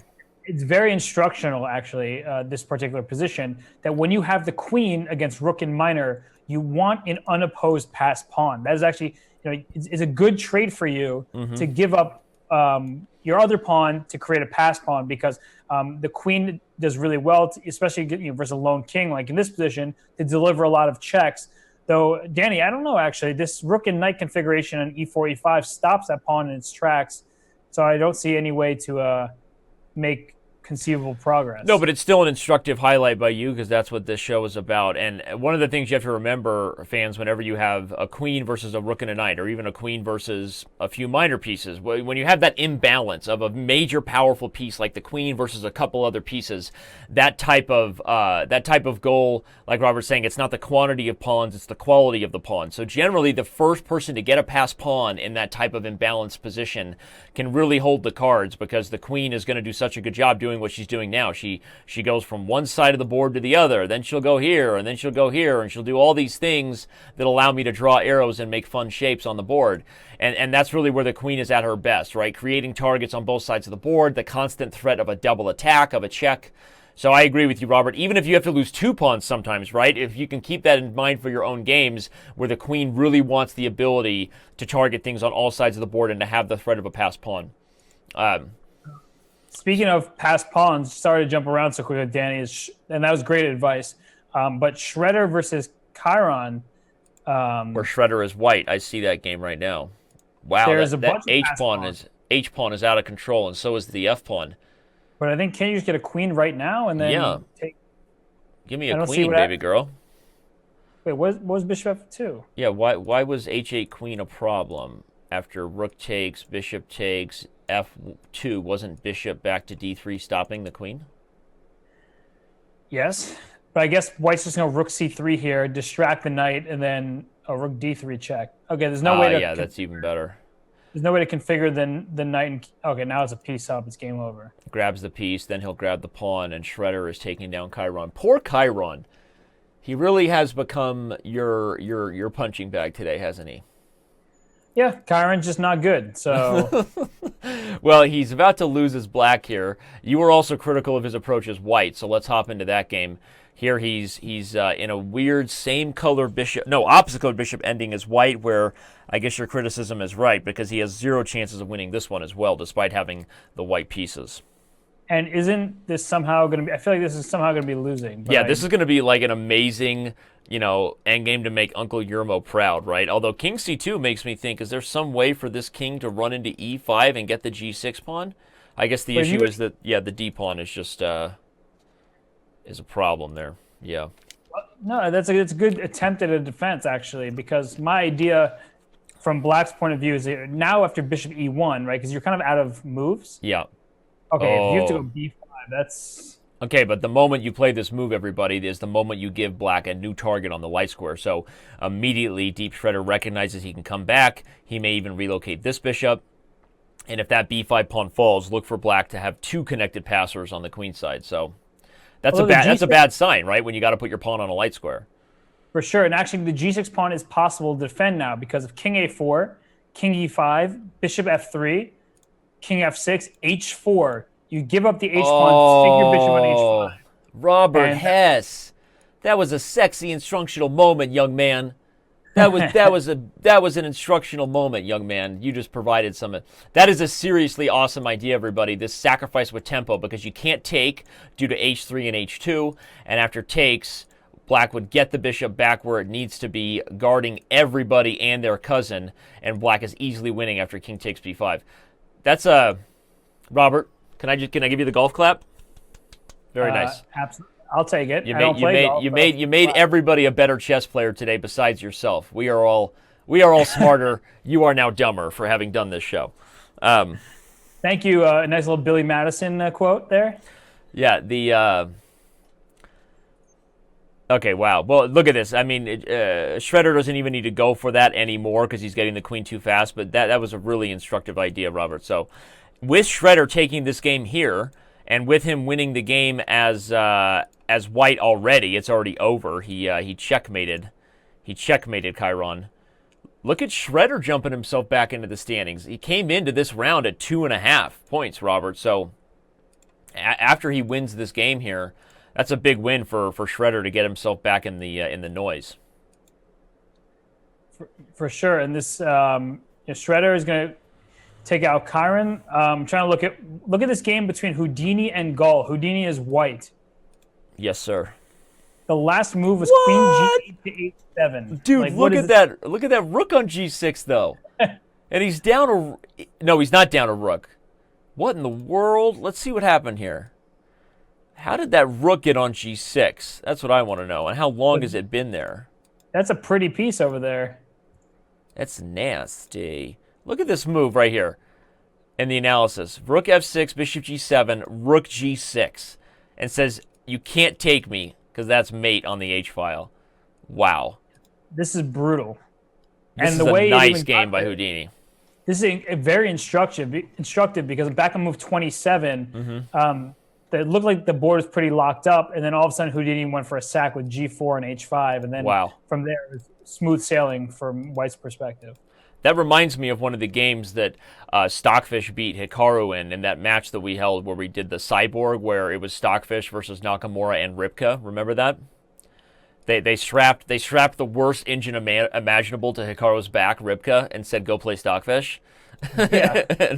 and there was a game where Hikaru played super well as black and was drawing, but eventually Stockfish won with a really similar idea, just busting open that side of the board with a sacrifice, G4, F5. I love this. And White just goes to town here on the attack. Really, really, really, really nice stuff there. So and Houdini is also absolutely crushing Gull with the black pieces. Houdini is up a full piece and how many pawns? 1 pawn. And the disrespect of Gull to not resign. Right now, Gull needs to. Darn it! I thought I had something funny to say. Okay, but either way, what matters is that Chiron and Gull are battling it out for last place at the time being. So. I thought you were going to say that you can't believe Gull has the gall to keep playing. Yeah, something like that. I actually, the reason I stopped is because I was thinking of a gallbladder joke, and then halfway through I did that weird thing where I realized what I'm about to say is not appropriate. That rarely happens to me, and I actually stopped mid-sentence, so that's holding back. That's fair. Anyway, all right, so Houdini's taking him down as White. This is an amazing crush. Now Stockfish getting ready to start announcing mates with there it is. I called it before I did it. Mate in 13 for White in this position. So that's a fun one. Shredder has officially, by the way, on the main board, beaten Chiron in both games. So we're going to close out of both of those. So let's see if we can follow Houdini until he mates Gull here, since this is getting pretty fun. Mate in 6. Just brutal. Brutal. Sobe noodles. You ever had sobe noodles? They're like rice noodles, like big noodles. Yeah, but you're just making me hungry now. I know, dude. Look at that. King takes F5, Queen F7. Mate! Okay, so that one's mate. Let's watch Houdini mate him as black, too, and then we'll jump over to Stockfish's games, unless Komodo is also about to win already. Look at that. Look how fast that was just mated. Black just... Yeah. Okay, so that was disgusting. All right, what's going on with Komodo and Boot? Boot is... What's the material here? So Boot is going to be... Looks like even material in the game where Komodo is white, but Komodo's pawn structure is far superior. So this was that exchange French game we were looking at earlier, and indeed White gave up the bishop pair to put a knight on d4. Now it looks very promising for White because actually having 2 rooks on the board, I think favors White more than anything because there are possibilities of launching some pressure with 2 rooks that you don't get with 1. Though you might have to trade off a rook to do anything in the near future, but you're going up a pawn. Yeah, he's going to win the d5 pawn. But again, I have to say, like, Komodo's style in just these, like, small positional advantages that it grinds out. He's like that. He's like that, like, old school Russian grandmaster who can just, like, strangle you, but the moment you give him no time on the clock, that's why Komodo hasn't been as successful as Houdini and Stockfish and Fire, is precisely because of, I think these types of games have led to games where he just doesn't quite have enough to convert on the small advantages. And speaking of time on the clock, I just want to remind everyone the time control is 15 minutes with 2-second increments. So at this point in the round, they all are pretty much relying on that increment because they can't have too much time remaining. We do stagger the matchups, but yeah, it's not easy, and they don't see with as great depth when under the time constraint. So what about the game where Boot is white and Komodo is black? This one seems like Komodo is a little bit more in control up the exchange, and despite looking at the board and quickly recognizing that white has 2 passers, I don't think those are going to tell the tale. I think here black is probably just easily winning. Yeah, he just goes and gobbles up the h3 pawn because why not? And I think Komodo will be likely taking a 1.5 mini match victory over Boot, but still that's not necessarily going to be enough. Danny, I think Komodo's going to get 2 wins here, actually. You think he's going to win that other game? Yeah, he's taken off the H pawn with white, and so I like that decision because instead of trading knights on d5 and winning that pawn, that d pawn is still kind of weak. Uh-huh. It seems like an asset because it's a passed pawn, but exactly, rook h4 came. Next, you can put maybe the rook on g4, start going pawn h4, using the second rook. Okay, started with rook b3. I think black is losing that d pawn. So if that happens, for sure it's losing. Okay. Well, now if d3 happens, look for white to just sacrifice the idea of a queen and go mate black. If something like d3 had been played, how fun would it have been for, like, rook takes b5, d2. I mean, I'm just assuming there's going to be a mate here. Yeah, rook b7, d1 queen, and then rook g7 followed by rook h8 backdoor mate, everybody. So the problem is you would throw in rook g1 check before queening, and then but that's still probably I guess worst case scenario in that line, then after d2, knight e3 could have been played to try to stop the queen. But yes, okay, yeah. Either way, Boot decides he can't go for a line like that, and now he has to give up the exchange. That is not what he's talking about. I'll tell you that much. Not at all. Not at all. So Boot is, like you said, he's getting his boot kicked, and he's going to be. I guess you were right. He's going to be falling 0-2 to Komodo in this match, which is going to have him knocking on the doorstep of last place right there with Gull and Chiron. And Komodo needs that 2-0 score, jumping up to 7 points. Right now, as we can see in the live standings here above our analysis board, Houdini having already won both games against Gull this round. He's currently taking the lead. But let's move on to the games with Stockfish and Fizbo then, because I think that'll be a big thing to happen here. Stockfish as white against Fizbo. Okay, he's just cleaning up. Stockfish is cleaning up right now. Yep, down goes Fizbo. Okay, so with Stockfish winning this game as white, what about the game where Fizbo is white? Let's take a look at that. Stockfish is up an exchange. However, this is, practically speaking, at least, a much more difficult conversion task because you're up an exchange and a pawn, actually. But the e-pawns are both, not very strong. They're not going anywhere. The rook, the advantage of the rook is if you get some open files and, can maneuver it to a usable square. Unfortunately, here, the rook is kind of tied down to the back rank, or else you might fall victim to back rank checkmate ideas. So, black definitely is well ahead and indeed winning, I would say. But the way to that win is not as easy as one would hope. Yeah, that bishop on e3 is a real, really holding down the fort, right? And it makes even moves like rook f8 kind of pointless. There's no pressure on f2 to be had. You highlighted that the rook can't leave the back rank, but it can't even go to the only open file on the board, which is c8, because the bishop is currently guarding that square. So I agree. While I would expect Stockfish, being Stockfish, to find some way to make something magical happen here, this is a much harder road to victory than the one where he's about to win just up a piece. So let's continue to focus on this game. Komodo has officially beaten boot, and the game is black. The game with white is still going. But so, what would be the winning plan here? Let's learn from Stockfish and try to provide some interesting educational stuff for the fans. If you're up the exchange in a game like this, Robert, how would you coordinate properly to get a win here as black? Well, first off, in the Chess.com TV chat, LD Sailor said boot is not Canadian. Stop it. So I gotta tell you to stop it whenever I can. But more to the point, boot is Ukrainian actually, and the only other possible reference that comes to my mind is a reference of Puss in Boots, which is hear me if you dare. If you want me to go Shrek and start doing Antonio Banderas, by all means, okay. But all right, so sorry, go ahead. Talk about Puss in Boots for me. Well, converting this is really not easy. One thing that will help that task is trading off the light square bishops. Okay. Because white's light square bishop leaves the possibility of a checkmate because the back rank has to be defended. Otherwise, there's a check on the back, and then bishop f5 to follow. If the bishops get traded, then h5 becomes very vulnerable as well because that pawn is difficult to defend. So a move like bishop d7 in the near future would be very useful.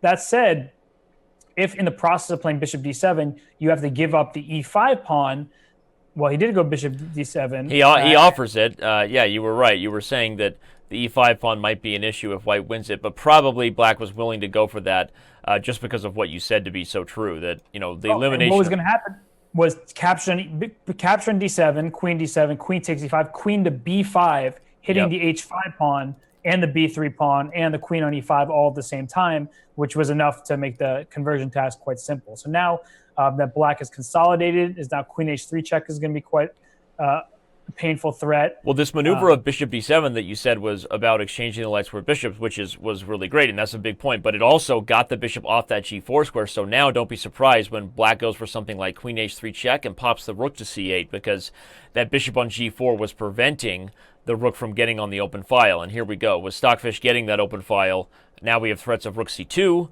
of rook to c1, all kinds of threats of the rook coming in. Yeah, and here he goes. Yeah, C2, he's going for it, and there's no longer worries about queen d8 check because the mate is gone. Yeah, and rook b2 at some point is going to... there we go. Ouchtown. Ouchtown. You know what? I think the face of the clown describes exactly how Fizbo's feeling right now. Game over. Black. Poor Fizbo. Black is about to deliver the goods. So with that and a 2-0 victory for Stockfish, I guess we'll pop back to the game where Stockfish was white, assuming he's going to take care of that one. He is up a piece and easily winning. So Stockfish will take care of that one. That means Stockfish will rebound back into the lead, Robert, with 9 points after scoring a perfect 2. Komodo will stay in third, and Houdini will stay in second. So Stockfish, Houdini, Komodo are going to be our standings heading in to round 3 today, everybody. So don't go anywhere. Right after this small break, round 6 starts, which is the third round for us today, and those are the matchups on the table. So, all right.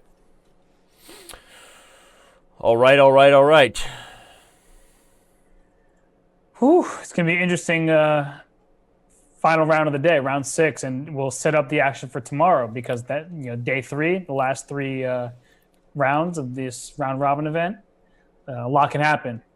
So ES Ivan, and I'm realizing I shouldn't be ignoring some of the chat as Robert and I, know that this position is just over. But some people asking why this is such an easy win for white. Well, the main idea, everybody, is with this knight on b2, protecting the a4 pawn, as we said yesterday in a similar game, the knight serves the purpose of like a protected passed pawn. The king can never infiltrate and attack the knight, as doing so every time would allow the a pawn to just run and get a queen.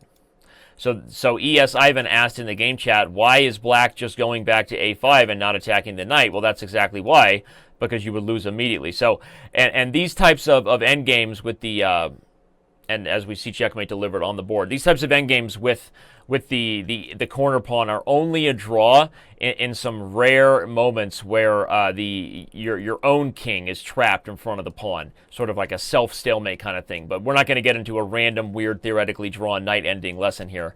Instead, we're going to talk about what we've seen so far. Robert, round 2 is in the books, and what do you see as being kind of the biggest storyline so far with Stockfish at the top, Houdini number 2, Komodo number 3? I guess right about as you would have expected. Komodo really kind of the 2 seed coming in, but right there with Houdini. Your thoughts on round 2? It was a really fascinating round. I was a bit disappointed with Fire because we had seen Fire have a dominating performance in the early round of the day and could get nothing go against Andscacs. And this is that position we were focusing on a lot earlier in the second round of the day, where it looked like a vicious attack could be unleashed, but instead it was a repetition of sorts. So, I think between Stockfish just dominating everybody, between Chiron being, everyone's getting bullied out here. I thought you were about to say something else much more appropriate, but don't. Yeah, I was. But Gaul as well has been struggling clearly. So, it's still an open. There's still an opening for teams, for engines to catch up, but that time frame is shrinking because as we see in the standings, as Stockfish continues to dominate, it's not really getting any easier to catch up. So we have Stockfish playing Fire in the next round, and all the other engines are going to be hoping for Fire to do something to stop Stockfish. Because right now, with that score of 9 points, is really impressive. Agreed with everything you just said, and I want to back up to the position that happened. You mentioned we were a little disappointed by Fire's performance after he won 2-0 in the first round today, everybody, if you missed the round 1 of day 2. He drew both games against Andscacs. We just saw the game that he took a repetition in a position we were hoping White would get an interesting attack, but he failed to do so. This other one here, I just want to back up to show how instructive it was, that the rook and knight did prove to have kind of a perfect blockade, Robert, with the rook being guarded by the knight, the pawn being guarded by the rook, and the king, as long as it could stay close, was also going to do the job of keeping that blockade together. And just a whole bunch of tickle in this game. Nothing but some tickle. Doop-and-doop-and-doo, right, merry-go-round. It goes up and down and around. It's circular, like a machine. You got to feel the flow, ride the bull, feel the flow. So yeah, that's what happened here, and just some fun stuff. So, all right, Robert, that means that you and I have now, we've got one more round today up next, starting with Gull and Boot. That'll be a battle of who can play worse. We've got Komodo with, I think, a big chance to jump and back and rebound in the standings. Starting at 2:15 Pacific time, we will have Komodo taking on Chiron, who has just not had it together today against some of the stronger engines. So if Komodo takes a 2-0 score there, that would be a big chance for him to back up. Because I'm going to predict that Andscacs, he slows down Houdini. Houdini's been on a roll, but Andscacs drew Komodo both times yesterday, and I would be surprised if Andscacs doesn't return the favor and do the same thing for Houdini. What do you think is going to happen in that Houdini-Andscacs matchup? Yeah, Andscacs has been very solid. I think the most solid engine thus far, has all draws except for one loss. And, I can't say it's the most solid because Stockfish is just cruising. But, I agree with you. I think that's a good matchup. Chiron has been terrible. And the reason why I say that was I just didn't understand the decision in this previous round in the Philidor, right? We had a normal-looking Philidor, and all of a sudden it decided to give up its e4 pawn, hoping for some kind of vague initiative or compensation down the line. Mm-hmm. And that is not going to bode well when another engine just takes the pawn, says, prove your compensation. You don't get compensation. You're down a pawn, and then it nurses that pawn to a full point. So that's exactly what happened in this game. Since you're mentioning chess specifics, I'm going to show it. Oh, wait, sorry. No, that was the... I'm showing the game that Chiron lost as black. I will show the game that Chiron lost as white, which was what you were talking about. I mean, neither game was particularly good, frankly. But it just, some of these choices don't make sense to me. It just, especially as I had played in man versus machine match, and it's extremely difficult. But I've also used engines over time and understand that when I'm trying to play another human and I'm preparing, as coach of the U.S. women's team and things like that, when I'm trying to do preparation, I see, okay, the engine says, oh, white is slightly better after this pawn sacrifice. But then you start making the moves and start really looking at it on your own. You're like, well, where is that compensation? I don't see it. It's really hard to find. And in this game in particular, look at the evaluation Stockfish has. Slightly, and Queen D2 was played instead of protecting the pawn.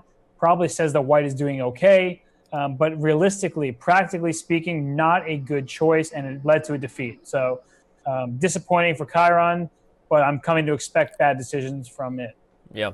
Well, it also started with a philosophy we use as teachers a lot in regards to helping our students correct their mistakes, not just the big blunder of any particular game, like hanging the pawn, but little mistakes lead to big mistakes. And what's interesting about this position here is that after Chiron misplayed the opening, he played the sharp line with bishop f4, but didn't play it the right way, which needs to be with moves like queen to d2, even h3, basically an attempt to be really aggressive in the center.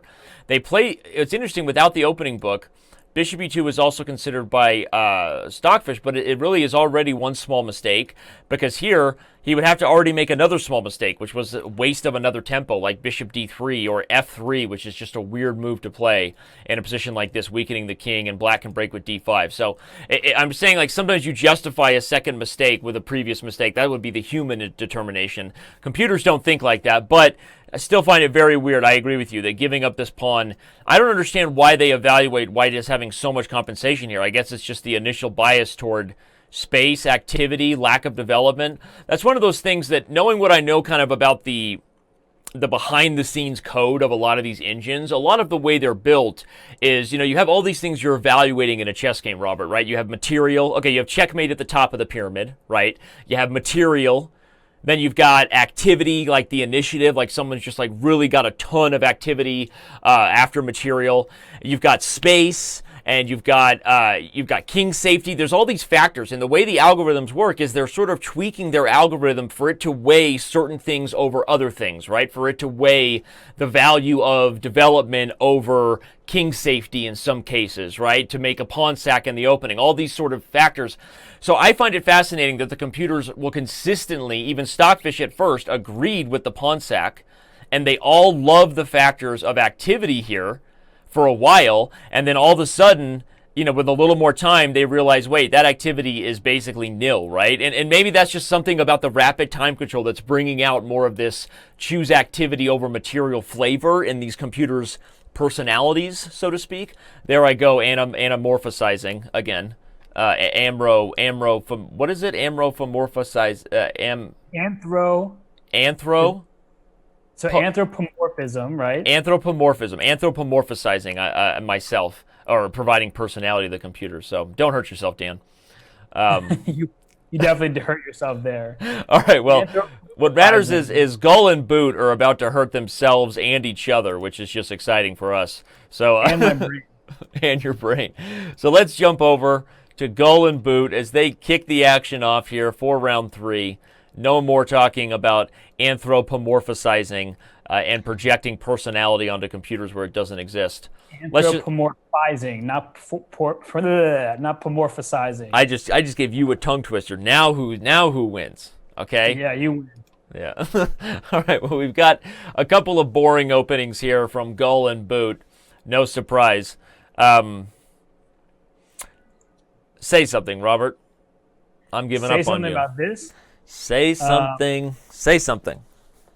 It's really early in the game. Okay, very good. Good.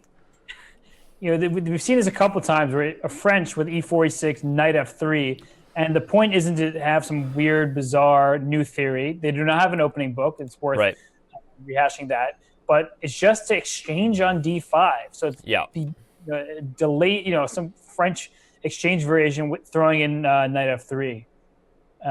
So really nothing special. We've seen it many times, but what happens here is they go bishop d3, bishop d6, and then queen e2 check has been a common theme of the day. But we'll see if they follow suit in this game. And Gull and Boot are not having a good event, so who knows what.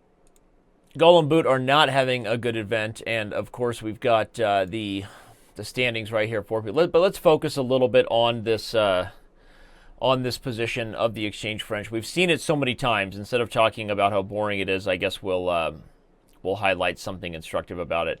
But many times in this position, we've already seen black play the move bishop to d6. And after queen e2 check, we've seen several things played from both bishop e6 and queen e7. So one of the things about this structure, and the reason why Robert and I are sort of critical about this line is as being an odd choice, and here comes queen e2 check by the computers when they don't have an opening repertoire, is because you're just fighting for such small advantages when you have no dynamic inequalities in the position, and meaning there's one open file, the structure is exactly symmetrical, right, with both sides having 3 and 4. And so it's where you see this. It's definitely one of the reasons why you don't see human players go for this, especially if you're the white player and you feel like you're better, right? You're higher rated, and you're not interested in getting an equal position with limited opportunities to outplay your opponent. But I think without an opening book, white evaluates this as having a small initiative just because it has the extra move. And so part of the reason we've seen it so consistently is probably just based on that, valuing activity, valuing development, over some of the other factors that in a rapid time control and without an opening book and theory to rely on, they just don't know what they want.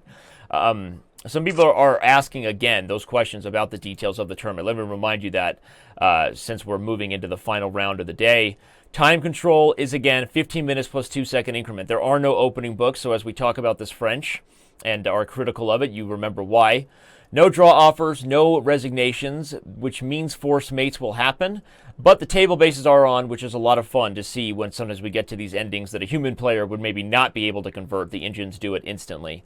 Ponder is off. We haven't talked about that yet, but that means that the engines are only allowed to think on their own time. The reason that's critical, especially for some engines that maybe rely on longer time controls and the ability to evaluate when it's not their time, like the TCEC and like Komodo's biggest strength, I think it makes it even more of a rapid and blitz affair that you can't, I mean, that's just a weird thing, Robert, for an engine not to be allowed to think on its own time. We would never tell a human, don't think about this position when it's not your turn, right?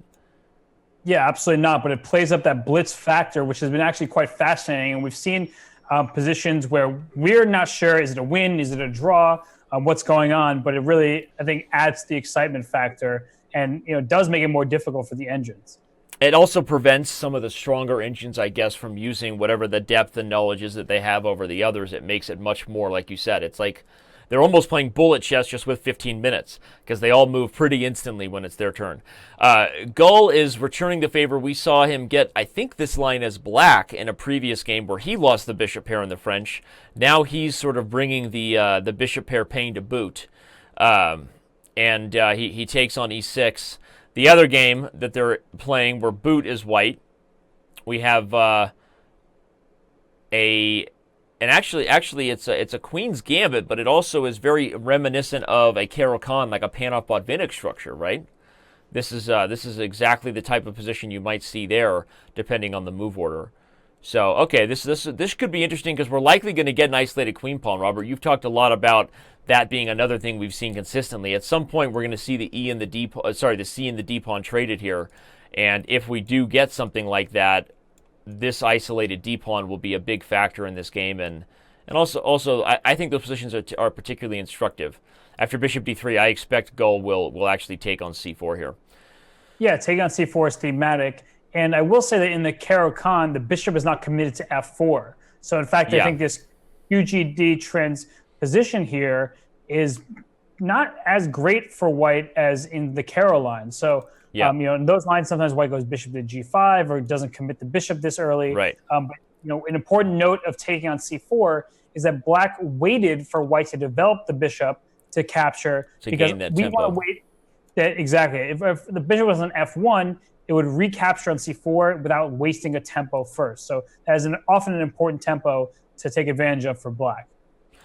All right, well, this will be interesting. The next matchup as has also started. That, of course, is Deep Shredder taking on the one, the only, the legend in his own mind, and when he's in his suit, that being Fizbo the Clown. So We've got another Caro-Kann, Fizbo, going back to the Caro here as black. And we've got a French, once again, another exchange French with the queen e2 check. But in this case, we saw the bishop voluntarily retreat from d6 to e7 rather than allow the bishop pair exchange. So I agree with you that I would be fascinated and love to get somebody on the show who understands something about the way the engines are developed, that they all tend to like these French style positions when without the opening book. It's just fascinating. I don't understand it. And Fizbo, it's like it is interesting because like they have personalities. I mean, maybe their personalities aren't as big as we're labeling to them, right? Fizbo, but their personalities are real because the Caro-Kann has been played by one engine, I'm pretty sure, in this event, Robert, and that's by Fizbo, right? Yeah. It's just so why is that? It's interesting. Fizbo loves this Caro-Kann, and it is interesting. And we've seen the same reaction actually to the Caro-Kann, right? With this the two knights variation with knights f3 and knight c3 rather than going d4 right away. So it just is seems commonplace amongst most of the engines to react a certain way, though Fizbo is the only one playing the Caro-Kann, which you're right is very interesting, and I'd be curious to know, how those operations are functioning. All right, well, with the standings being what they are there, everyone, you can see them right above our analysis board. I think we should focus on Houdini and Andscacs to start, given that Andscacs has held his own against both Komodo. I guess Komodo, who drew both games, and against Stockfish, he got at least 1/2 point. And so I think how Andscacs does against Houdini, Robert, given that he was able to get away with 2 draws against Komodo, is going to be a big telling factor in terms of whether Komodo is going to make a comeback and get himself involved in the top standings there, or if Houdini is going to prove to be the better engine in this format. Yeah, and Andscacs really is playing a crucial part. I mean, again, getting 2 wins in a given round, or even 1 win, but Andscacs has been holding its own against these other top engines. We've mentioned before that Andscacs did happen to lose one of the games against Stockfish, and so if Houdini is going to make the run that it needs to, it will need to take both against Andscacs. Definitely cannot afford to make 2 draws, and probably can't afford just to get 1.5. Yep. Agreed 1,000 times over, so we'll keep our eye on this match. Let's go back to Gull, as Gull and Boot now have reached what is sort of a semi-typical French position, given that Black lost the bishop on e6 early for the knight. But I'm surprised when I look at this and see even Stockfish here on our main board with the evaluation bar and the moves suggested that the position is really just close to equal. I guess as a human, I really like White's chances, knowing that I have the bishop pair. I have all the long-term chances on the light squares. Yes, I know Black has the big center pawns, but am I just biased toward White there with the bishop pair? Am I underestimating how good of a center Black gets here, or what are your thoughts on this position, Robert? Well, I definitely preferred how this position was handled earlier with the early f4, the bishop on e3. Yes, this knight b3 move, of course, is an option, and as was just played, but the bishop will just retreat to b6. Black is pretty quick to play e5 in this variation. So, the game you're referring to from earlier for the fans just joining us was a game where Shredder had White, right? Or I forget who had White in that game where f4, basically similar structure to what you see on the board, everybody, but White had been able to establish this move f4 to really put the clamp on Black's potential advance in the center, whereas here White doesn't have that. Yeah, I believe it was Shredder, if I'm not mistaken. Okay. But White at some point can try to play c4, thinking about fixing the pawns on e5 and d4 and trying to make use of the fact that only White has the light squared bishop. Right. But Black can always consider going e5, and it's smart to delay it, as was just done with rook to d8 first. But yeah, e5 is coming shortly, and I think Black is doing perfectly fine for the time being. Interesting. Okay. Well, all right, what about where Boot is White and Gull is Black? What are the differences here? Here we've gotten the IQP that we always knew we would. Now the exchange of the bishops on d6 is being offered, and White says no thank you with knight e5. A big reason for that, everybody, just from an instructive takeaway perspective, when you're the one with the isolated d-pawn, you're not interested in trading minor pieces, especially when they help your opponent bring even more pieces to the d-file. So if you're ever offered with a similar trade offer in a position where you have an isolated pawn, that is also something that you should say no to. I think bishop g5 was also a candidate move, but knight e5 definitely made a lot of sense there by boot. So, all right, with that quick instructive point, black plays rook c8, and I tend to feel like black is doing just fine in this IQP, knowing that normally, Robert, when we have full compensation, I feel like white would already have the rook on c1, would have had the bishop on a2 as he just did, and maybe even like the bishop on g5 or something, and a slightly more active and aggressive approach from white. Whereas here, I don't feel like white has a ton of normal IQP pressure. Yeah, the main threat for white is knight takes f7, something that has to be calculated at every turn. Because at some point, knight takes f7, followed by bishop takes d6, followed by capturing on e6, could be very difficult for black. Now, if the d4 pawn will become an immediate target, that's the problem of having an isolated pawn. But if that pawn is not recaptured, let's say, and those exchanges do occur, white has a rook and 2 pawns for 2 minor pieces, which is sufficient compensation, especially if the king gets a bit vulnerable and white can use the light squares to its advantage. So that is just something to keep in mind at all turns. Taking on e5 for black is not particularly tempting. As, taking with a knight loses a piece. Taking with a bishop just hands the 2 bishops to white. So, for the time being, that's the main threat that black has to keep an eye on. So knight takes f7, like again, at any turn, that is definitely an idea that can be played. But it looks like for now... And here we go. And he goes for it. I was going to say, it looks like for now that Boot doesn't want it, but Boot is all in. Changes his mind. He's, you know what, like a good pirate, he wants his booty. Okay? Booty's going for it. Well, yeah, he's going to take on d6 now and go for the lines you said. I personally think that black is doing fine in those types of lines, and it's, again, partly because I'm biased toward the minor pieces versus the rook. But you're right that one of the things, of course, we know that the rooks will want against the 2 minor pieces is open files and quick access to the kind of counterplay that they have where they're at their best. A closed, more maneuvering kind of position would favor the knight and bishop normally over the rook. So, okay, but then again, 2 pieces are 2 pieces, and so we'll see what happens here. I think that knight takes f7 is sort of a side effect. Maybe you'll agree or disagree that this is fair. I think it's sort of a side effect of, again, white not having the most standard normal IQP with other types of threats. Because here, if white has other ways to manufacture d5 in some of these positions, or like we say, more natural pressure on the king side with a bishop on the b1, h7 diagonal, knight takes f7 is not the only trump card for white in an isolated queen pawn. But here it was kind of the only tactical resources that were available to white. Yeah, and the committal of black on the queen side, right? A6 and then b5. You have to think, because knight takes f7 was in the air for a while.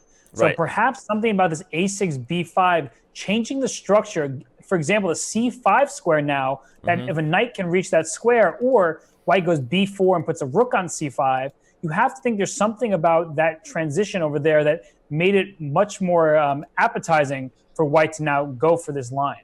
Well, it's a great point, Robert, and maybe that's just because the pawns are easier to target when they're more extended, and that's a good instructive point for all of our members and fans to remember, that just because you can push pawns doesn't mean you should, as every pawn that goes forward can't return. And again, thanks, Captain Obvious, but the point is it creates more of an easier target for your opponent, unless you're getting something really justified out of that pawn advance, whether it's an attack against someone's king or the space you're gaining. There's good reason to be a little more wary of just advancing your pawns willy-nilly. So maybe you're right. Maybe that was a big part of why Boot made this decision. I still tend to, all that said, and again, we're talking about all the different dynamics here because it's instructive, but I still tend to feel like I would almost always, as black, I've looked down the barrel of those guns. I've looked down the sacrifice coming there often, and I very often just allowed it to happen because I believe in the 2 minors' ability to outplay the rook so much. So, and again, I think that's partly a style thing, but partly a, I don't know what it is. No, I don't at all disagree. And now there's a pin happening on the D file. So lots of pins in the air here. And I guess black, after rook cd1, is going to sidestep and go king h8 to get out of... Well, that might lead us to just a big draw, Robert. After king h8, takes, shake and bake, everybody gets traded. And in the end, black wins his pawn back on f2. So if that ends up being where we head, then the discussion of will the miners outplay the rook? Will the rook justify its open lines and the weak pawns? All that stuff goes out the window. We might just see a big draw. Yeah, I think that's likely. All right, so where else should we go then? So if we'll see where this one simplifies. Ooh, look at the first one between these two. That's getting sassy. Black's got a wide open king. Black is a wide open king, but so does white in a sense because the back rank is very vulnerable. So this e4 move shuts off that bishop on c2. Yep. It did give e4 square to the knight, and the knight immediately hopped there. But it now becomes a question of, is the bishop that much better than the black knight? And I say yes. And the reason why is that this pawn on d5 is cemented on a light square. So as knight d4 was just played, queen takes d4. Now this d5 pawn at some moment is going to be very vulnerable, and bishop b3 is a huge threat. So really liking white's position, honestly. So if we're liking Gull here against Boot, and we both... Okay, and the two pieces dynamic was kept. Boot did not trade everything on d5. I think we're kind of liking Gull in the two minor game as well. It makes me feel like Gull has a pretty good chance of at least tying, if not getting a win in this match. So let's keep our eye on that. But a lot of other matches have started. I see we're getting pinged about not only Houdini and Andscacs, which we touched on earlier, but Komodo is now officially underway against Chiron. We know that is a big match for Komodo, given that Chiron has really not played well. If you're Komodo, you got to get a 2-0 score in this matchup with Chiron. Also, by the way, Stockfish and Fire just began their match as well. So all matches officially underway. But sorry to cut you off there, Danny. I heard the name Chiron. I got upset. I had to change the subject. You know what? Anytime you can change the subject on me. What is that? You can change the subject anytime. That sounds like a weird thing that your passive-aggressive girlfriend would say, right? Like you're talking with her and she's trying to get some attention and you're like, oh, I'm sorry, I changed the subject. She says, no, you can change the subject anytime. How passive-aggressive does that sound? That is what you call sassy. Sassy, right? That's passive-aggressive sassiness. All right. Well, let's where we want to take this awkward chess show train that you and I are on. Let's go to Houdini and Andscacs because one, we get to constantly say either Andscacs or Scacs, and that's fun. Secondly, Houdini, as we know, is in second place there with 8 points. So with the white pieces, we've got another one of these positional Lopez's, Robert, that we saw earlier, right? The positional Lopez. And actually, the positional Lopez turned into a crazy tactical slugfest, almost. But but ended up being a draw, right? In the Fire versus Andscacs match.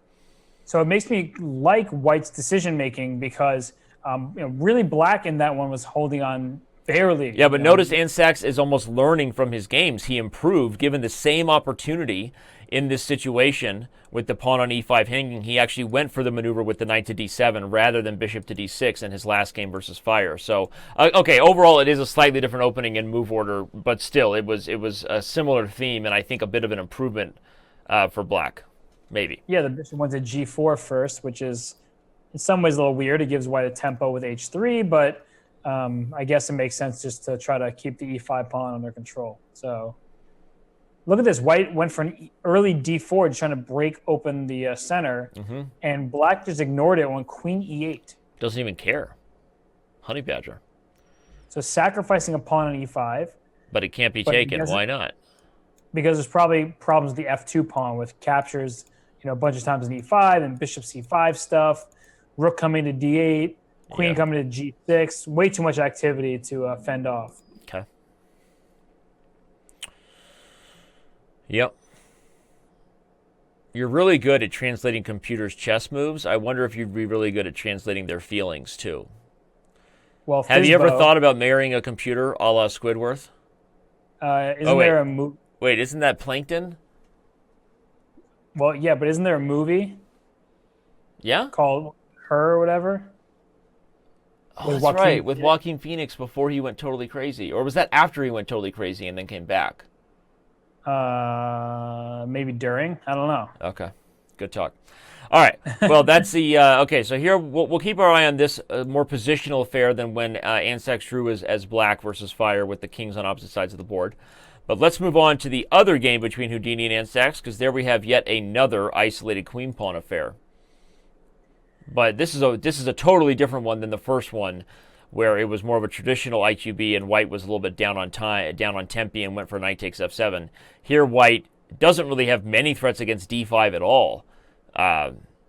Your thoughts? I really like white's position. Okay. Sure, white does not have pressure on d5, Okay. but black also is totally kept at bay. For example, the pawn on f3 here is excellent. It means the knight's not coming to e4 or g4. Black's plan forward is also not very simple to understand because, you could poke holes in the queen side with something like queen a6. White can, go knight c1, can go a3. There are no targets for black to exploit. The only thing annoying me right now is the knight on b3 is kind of pinned because the b2 pawn needs to stay defended. But the queen on b6 also at some point is going to have to face that bishop on f2, and you don't really like having your queen on the same diagonal as bishops, but with trades being offered, perhaps there's not enough material left for white to succeed in winning this game.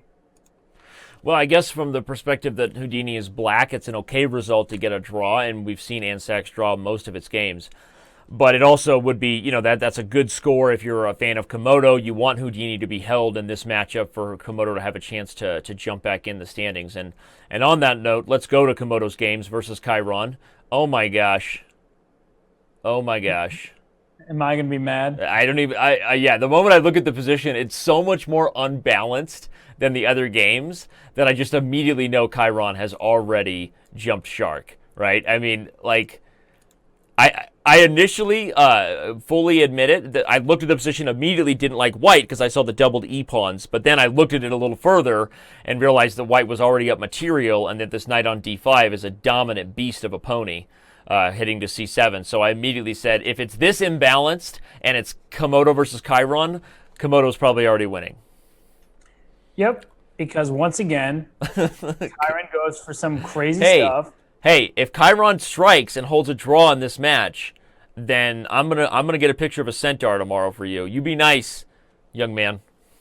I am trying to be nice. This is me being polite. I could be much more offensive about how badly Chiron is playing.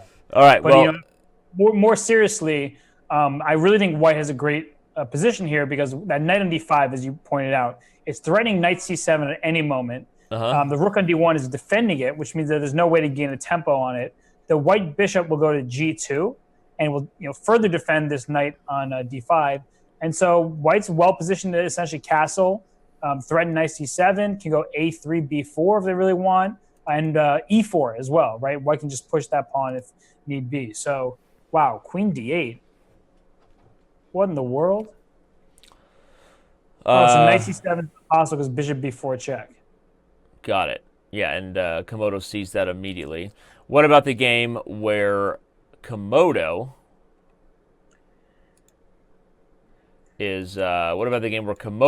is black and Chiron is white? Let's take a look at that. Well, that game's actually interesting because here Chiron is the one up a pawn. So that's the first good sign. The bad news is the pieces are totally lacking harmony. There's this bishop on d1. There's a bishop on c1. They're not working together very well. And let's move knight to b5. Something looks very fishy about that one. But perhaps... Yeah, is there going to be like a rook takes b5 and then knight takes d4 with discovery, followed by takes f3 with check, and Bob's your uncle over here. h3's falling as well. Well, the bishop's on d1, so the bishop covers... okay. But to me, still looks kind of bizarre because let's say even bishop f8 was fine. Let's say I even went knight b4 instead. I'm hesitant to play a move like knight b4 because trading queens with down a pawn is a little sketchy sometimes, and that's why bishop f8 was played. But now I think white is in business. So maybe Chiron is... Okay, business is strong, but how do you protect this f7 square? There's knight a5. What? Knight a5 is coming at some point. Whoa! Oh, it's the same tactic I was just talking about because now the knight on f3 isn't guarded anymore by the bishop. If queen takes b5, knight takes d4, the idea is okay, white has to bring the queen to d3 to guard f3, because any other move, black will take on f3 with check and then get a huge attack. So after knight to d4, I assume queen d3 has to be played. And what's the move here? There's Is there some knight e2 check stuff? knight Like, e2 what's going check, on? and then after the king moves, something like bishop f5 or something. And Bishop takes h3 is a possible threat. ooh, bishop takes h3 could get nasty. Yeah. Yeah, because the king goes to h2, there's bishop d6 check first, and then whoa, what? Well, Chiron decides he's in trouble here, so he's not even going to let black do the initiative, and he's going to sacrifice his material back. But this is one of those things that you were just talking about where you love the pieces. I love the pieces. You know I love the pieces. Okay.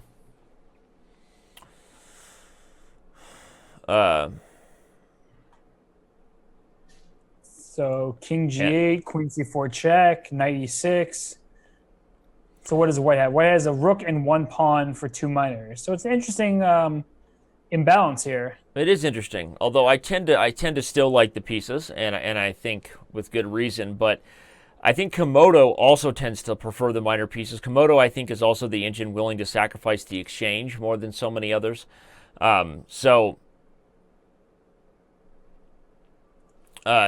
I almost trust Komodo's opinion to play this position as black more than I do Stockfish's initial evaluation here, which says he kind of likes white a little bit, plus 0.14. But I tend to feel like Komodo knows these positions better than all the engines, so that'll be interesting. All right, let's back up to some of the initial games because they're coming closer to a finish. Gull and Boot.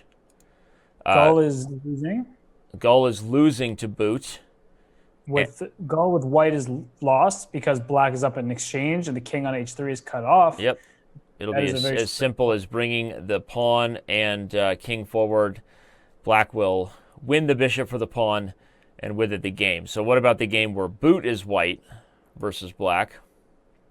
Here also Boot is, well, at best he's drawing this game. Only the knights could win this endgame, but probably it is a draw since there's just not enough material left for the knights to outplay the rook.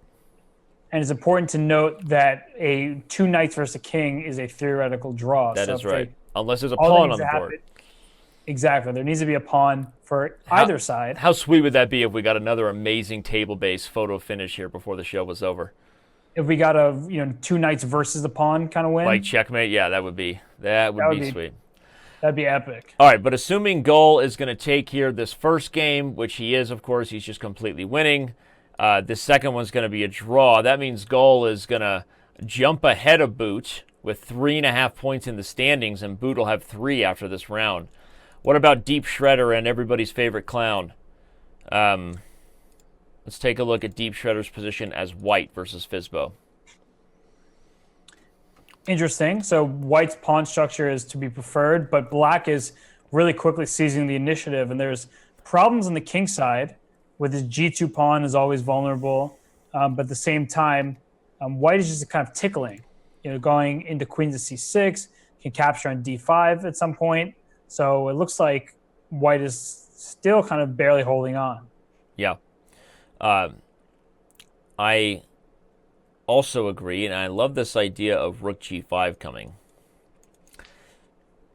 And that's not just because I always want to sack for mate, but it's partly because of that.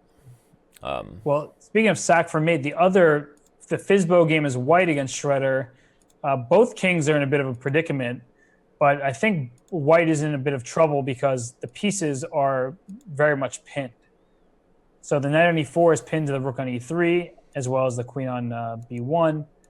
But all endgames favor black, right? Because the pawn on g3 will be hanging, not to mention the pawn on c5 is on a dark square. So yeah, this one is even more clear than Shredder's game as white to me. I think black is definitely in the driver's seat here. In the game as white, I agree that white is just better because of black's bad pawn structure, but to me the second one is even more clear, going to be a win for Shredder. Yeah, this is not good. This is should be. I think it should be lost. Knight d6 is a good attempt to hold on because, if you trade too many heavy pieces, then wait a second. Oh yeah, you can't trade. I was thinking if you could trade both queen and rook, but you can't because rook takes b1.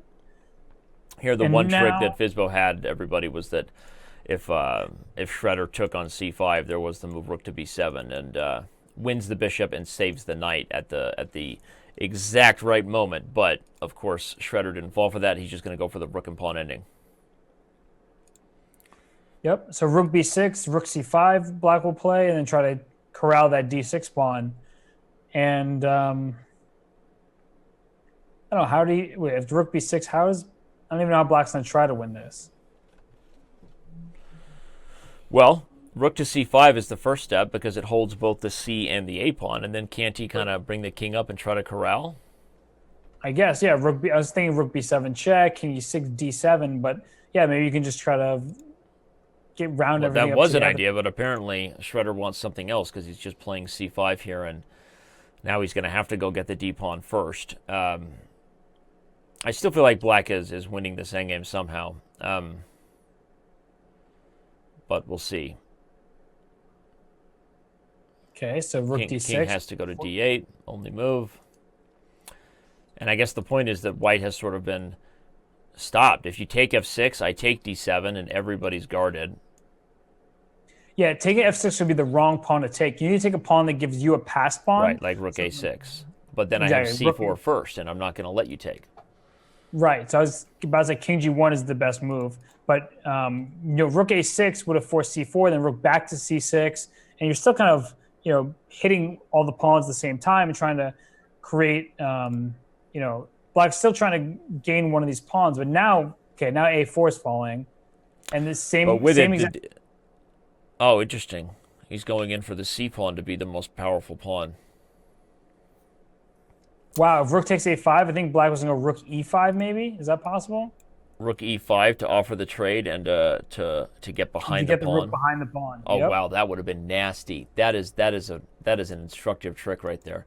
In any of these endgames, everybody, you always want your rook behind the passed pawn because, well, that's how good things happen, and it's much harder to stop. So that would have been a very, very, very, very nice trick. And in doing so, black has actually for sure been able to get that he'll be the only one with winning chances here. He's going to win the a pawn and have the more active king as well. So will he be able to win this rook ending or not? Rook endings are always tough to win. Just the dynamics of the rooks on the geometry of the chessboard tend to make a lot of those endgames drawable even for the person down upon. But here, this is what you would want. You got the more active king, the much more active rook, the only one with real chances to win.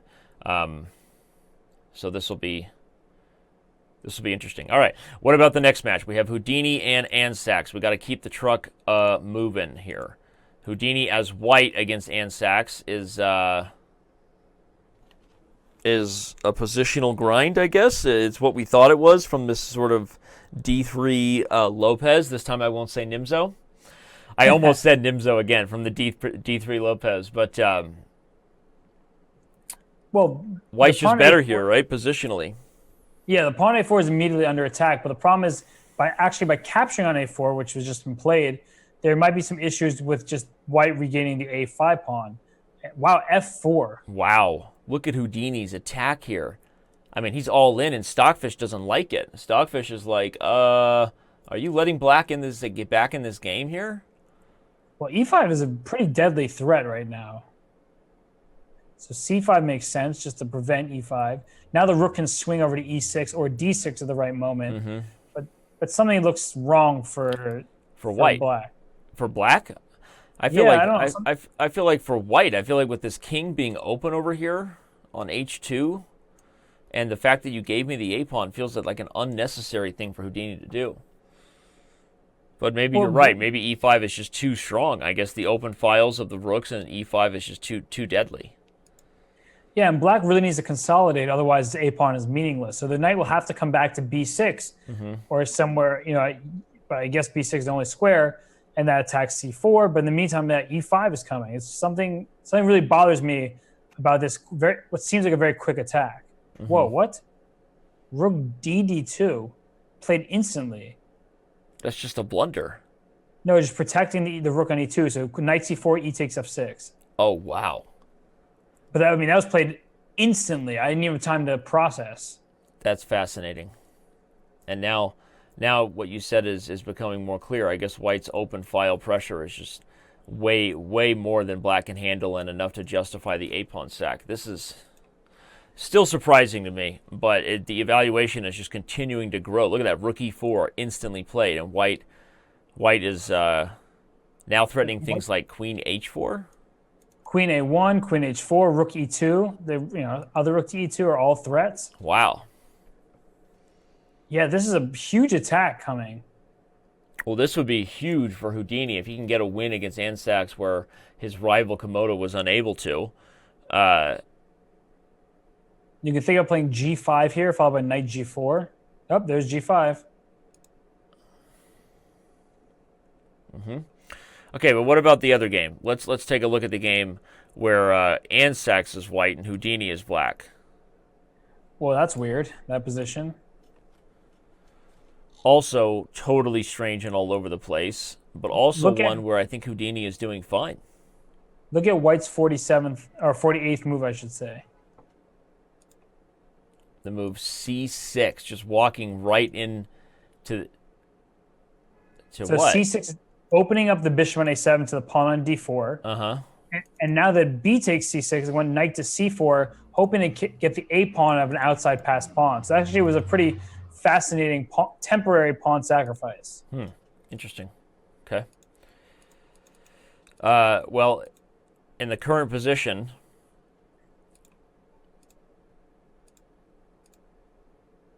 so in the current position, black won that pawn though, and has currently held on to all the pawns, including the a5 pawn. So this whole pawn sack idea is really kind of strange to me. Well, down went the h pawn. So knight g7 check, king f6, knight h. Whoa, what? Why this is where we just start getting like mind blown by one, how inhuman the moves are, and then two, how quickly they're playing them. Right? This is not like us trying to predict the moves in the Speed Chess Championship, where rarely do we play on the level of Magnus Carlsen, #never, but it's a lot easier for us to predict and anticipate the plans as someone is outplaying the other, right? Yep, and actually speaking of outplaying the other, Houdini is about to deliver a checkmate against Andscacs. Oh, we got to watch that. That game. That was really a nice finish. I last peeped at move 43 when I said g5, and this plan for white was simple. Knight went to g4 into f6. Actually went to h6 eventually because of a pin, and then it was the pass pawn was too little too late for Andscacs. Wow. Super strong finish here. Well, Houdini, he's going to get a win against Andscacs, at least one win, right? And maybe more. I mean, depending on wait. So they have officially drawn this second game where we left it with the tickle that was happening. We had a repetition of moves, which means Houdini, by getting this win as white, is going to do something that Komodo was unable to do. Get a match win versus Andscacs. Yeah, Andscacs is fell victim to the mighty Houdini. Pulled some magic out of his hat. Yep. And Fizbo and Shredder drew their games. Yeah. Fizbo and Shredder drew their game, and as did Gull and Boot. Boot, of course, beat Gull in the first game. We can pull that up here on the first board here. Everyone remembered that one. Boot went on, by the way, to win with the two pieces for the rook. Yeah. Ooh, I was about to throw you onto a new game. Stockfish white against Fire is very interesting. Fire's king looks like it might come under fire because there's an open H file and a queen sitting there on G4. And it looks like a bit of a desperation attempt by Fire going pawn to B4 in that position, trying to open things up. And yeah, I agree. This looks like white is about to come to the king side. It reminds me of a game between Magnus and Vichy from the World Championship, where black was trying to push everything through on the queen side to open things up, where white was trying to create some pressure on the king side. And I think it's over. Yeah, I think white's attack is about to to really become a problem. One of the main maneuvers that could happen here is the rook comes to h3 and then the bishop comes to f3, right, Robert? But so that the h5 square is open. Something like rook h3, bishop f3, and then when the queen enters, you'll have bishop h5 to follow. You could also play rook g3 with similar ideas, but it looks like White's attack is really going to be way too much here. And look at that evaluation jump. The evaluation was hovering around like maybe half a point, and suddenly Stockfish recognizes something he did about depth 22 and says that White is almost winning here now. Yeah, and the problem is that if you went b3 for black, well, that's easily blockaded by the knight on d2. By capturing on a3, you also have created another weakness for yourself in that pawn on a4. So once White protects everything, as has been done, the rook can swing to h3, and checkmate ideas should ensue in short order. Yep. Yeah, and I really like this idea of bishop f3 and get the light squares. So yeah, this looks like Stockfish is on a roll. What about the game where Stockfish is black? Let's see here. So Fire as White is in decent shape to draw. I mean, he's worse here, right? Immediately we have to like Black's position with the much more active king. But other than that, material is equal. So this is an interesting one. Material is equal. The pawn structure favors White because the pawn on e5 is isolated. The king position, of course, favors Black. But I don't see a way to really push forward. I mean, with that bishop on d8, if you ever move your knight to f6, White will capture it. Well, not now, but White could have captured it a move ago and then gone to h5 and just played knight against bishop. And now the knight will come to e4 for White, and I don't see how Black is going to do anything. That bishop on g7 is not a great piece.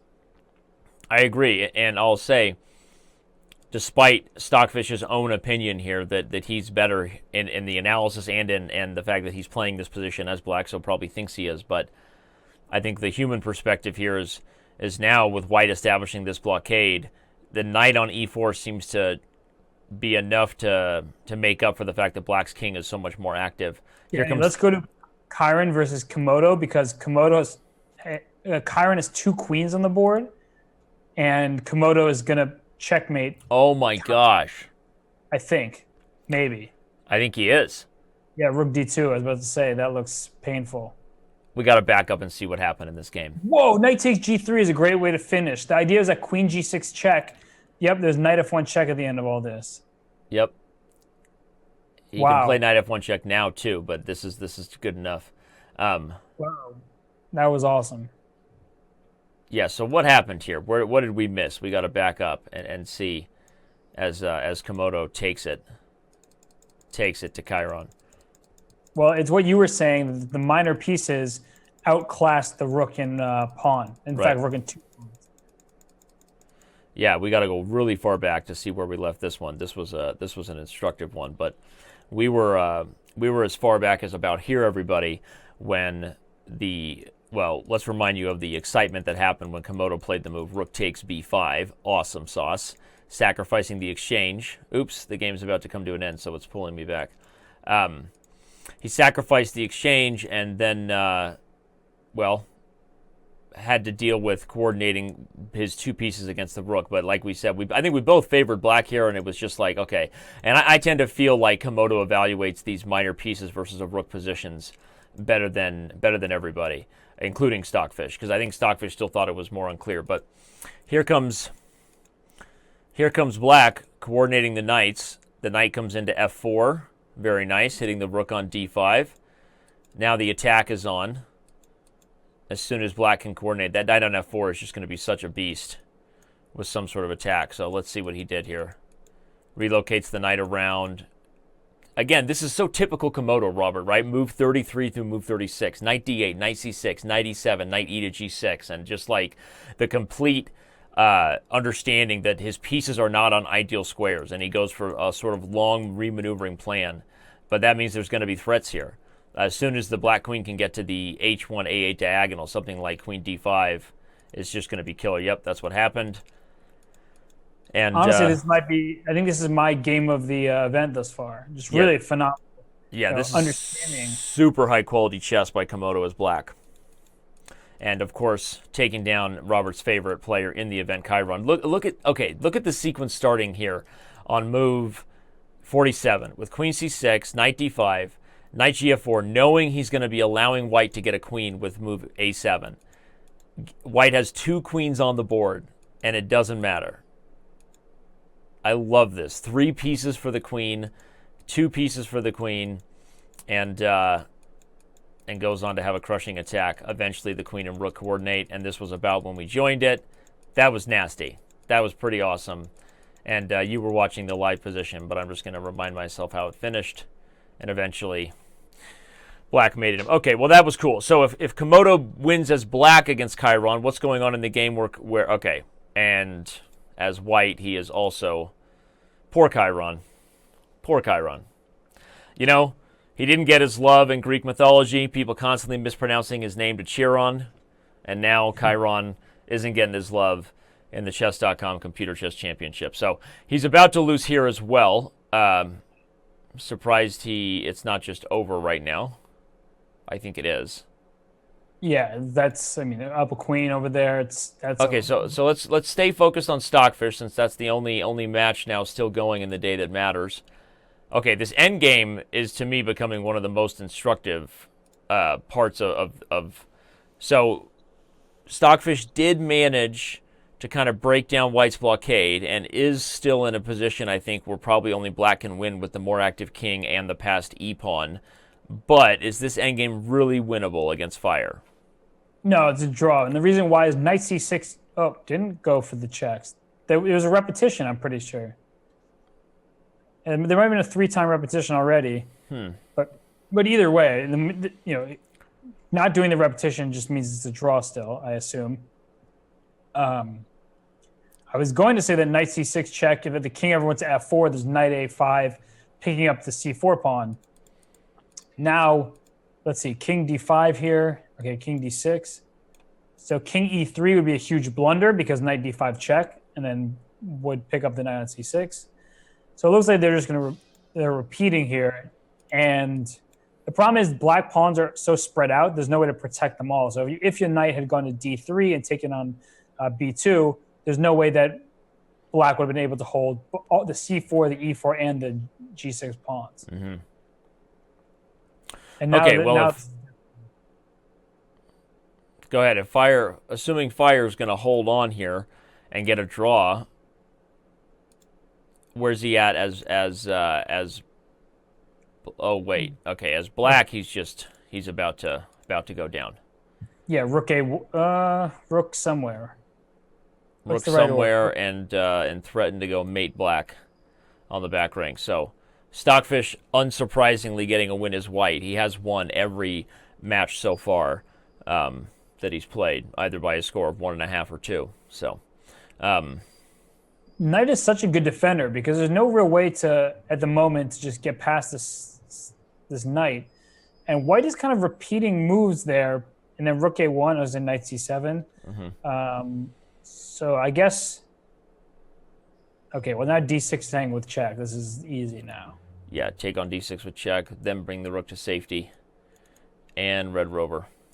So apparently Chiron crashed as is about to be mated. So Chiron crashed as he's about to be mated. Story of his life. Here I am again, anthropomorphizing. Is that right? Did I say it right?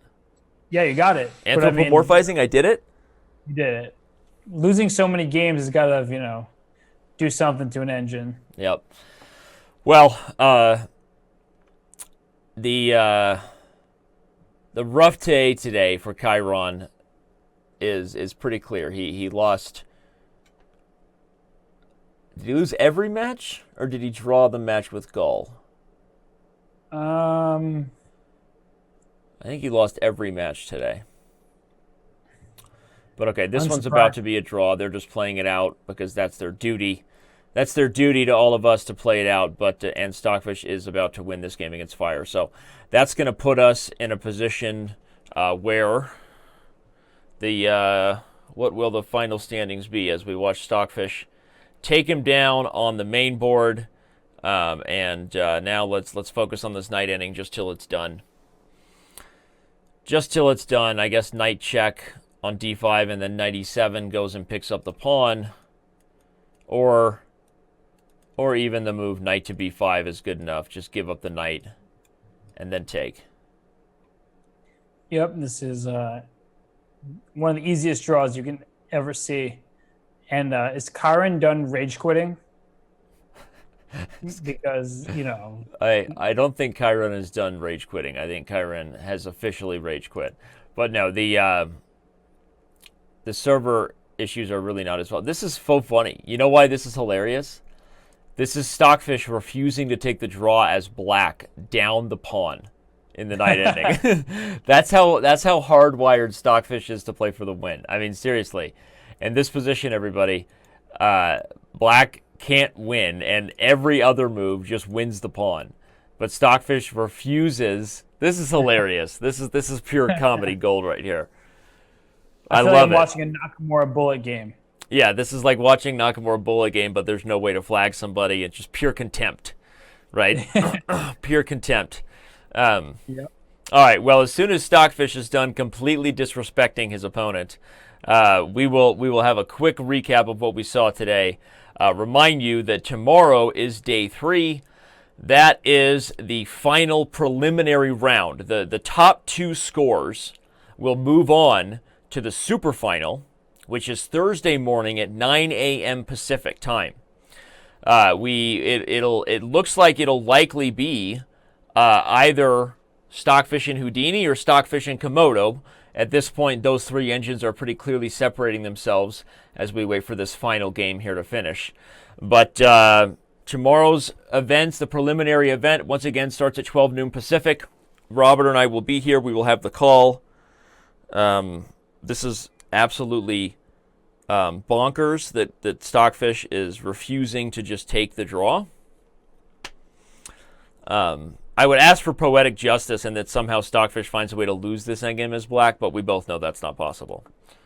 That would be pretty awesome. And this reminds me of Title Tuesday, how every round there's some, 2 players playing like rook versus rook and just like not accepting a draw. Oh, the pawn was lost. Are they seriously playing it out? No, draw agreed. Okay. Or draw, whatever. Thank the computer gods and my own ability to anthropomorphize. There you go. I did it! Woo! Hashtag take that. Well, all right. Remind everybody where to find us once again tomorrow. One more time. Take a look at the Shedge. Be here tomorrow at 12 noon as Chiron and Gull battle it out to avoid last place in the standings. It'll be the same format tomorrow, same bat channel. And we'll have an updated standings list for you. This was the standings entering today. And, of course, as you already know, the standings have changed pretty greatly, although right there at the top still, 1, 2, 3, 4, we still have Stockfish, Houdini, Komodo, and Fire. So big matchups tomorrow. What are the biggest matchups you're looking forward to tomorrow? And then we'll let everybody go. Houdini and Fire, I think, to start things off. That'll be an interesting one, right? Well, the matchups I'm looking forward to most are Komodo and Fizbo, and then Fizbo and Gull, and then Fizbo and Andscacs. So, on a more serious note, I think that Stockfish actually is a really tough day. I think Stockfish plays Shredder, then Houdini, and then Komodo. So kind of the best for last in that scenario. And, well, Stockfish has been very impressive thus far, but that's going to be a really tough day. And we'll see if, especially in that last round, if Komodo can keep pace and take out Stockfish, because Stockfish has proven to be the best engine thus far. Absolutely.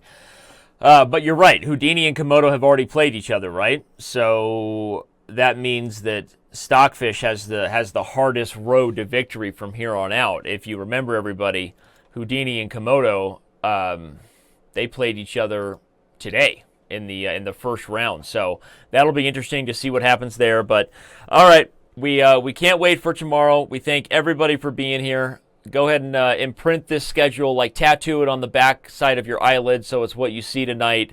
It's a really cool version of torture I've really been into lately. So, Robert, thank you for having the call, my friend, and we'll see you tomorrow. Absolutely. It's a fun day.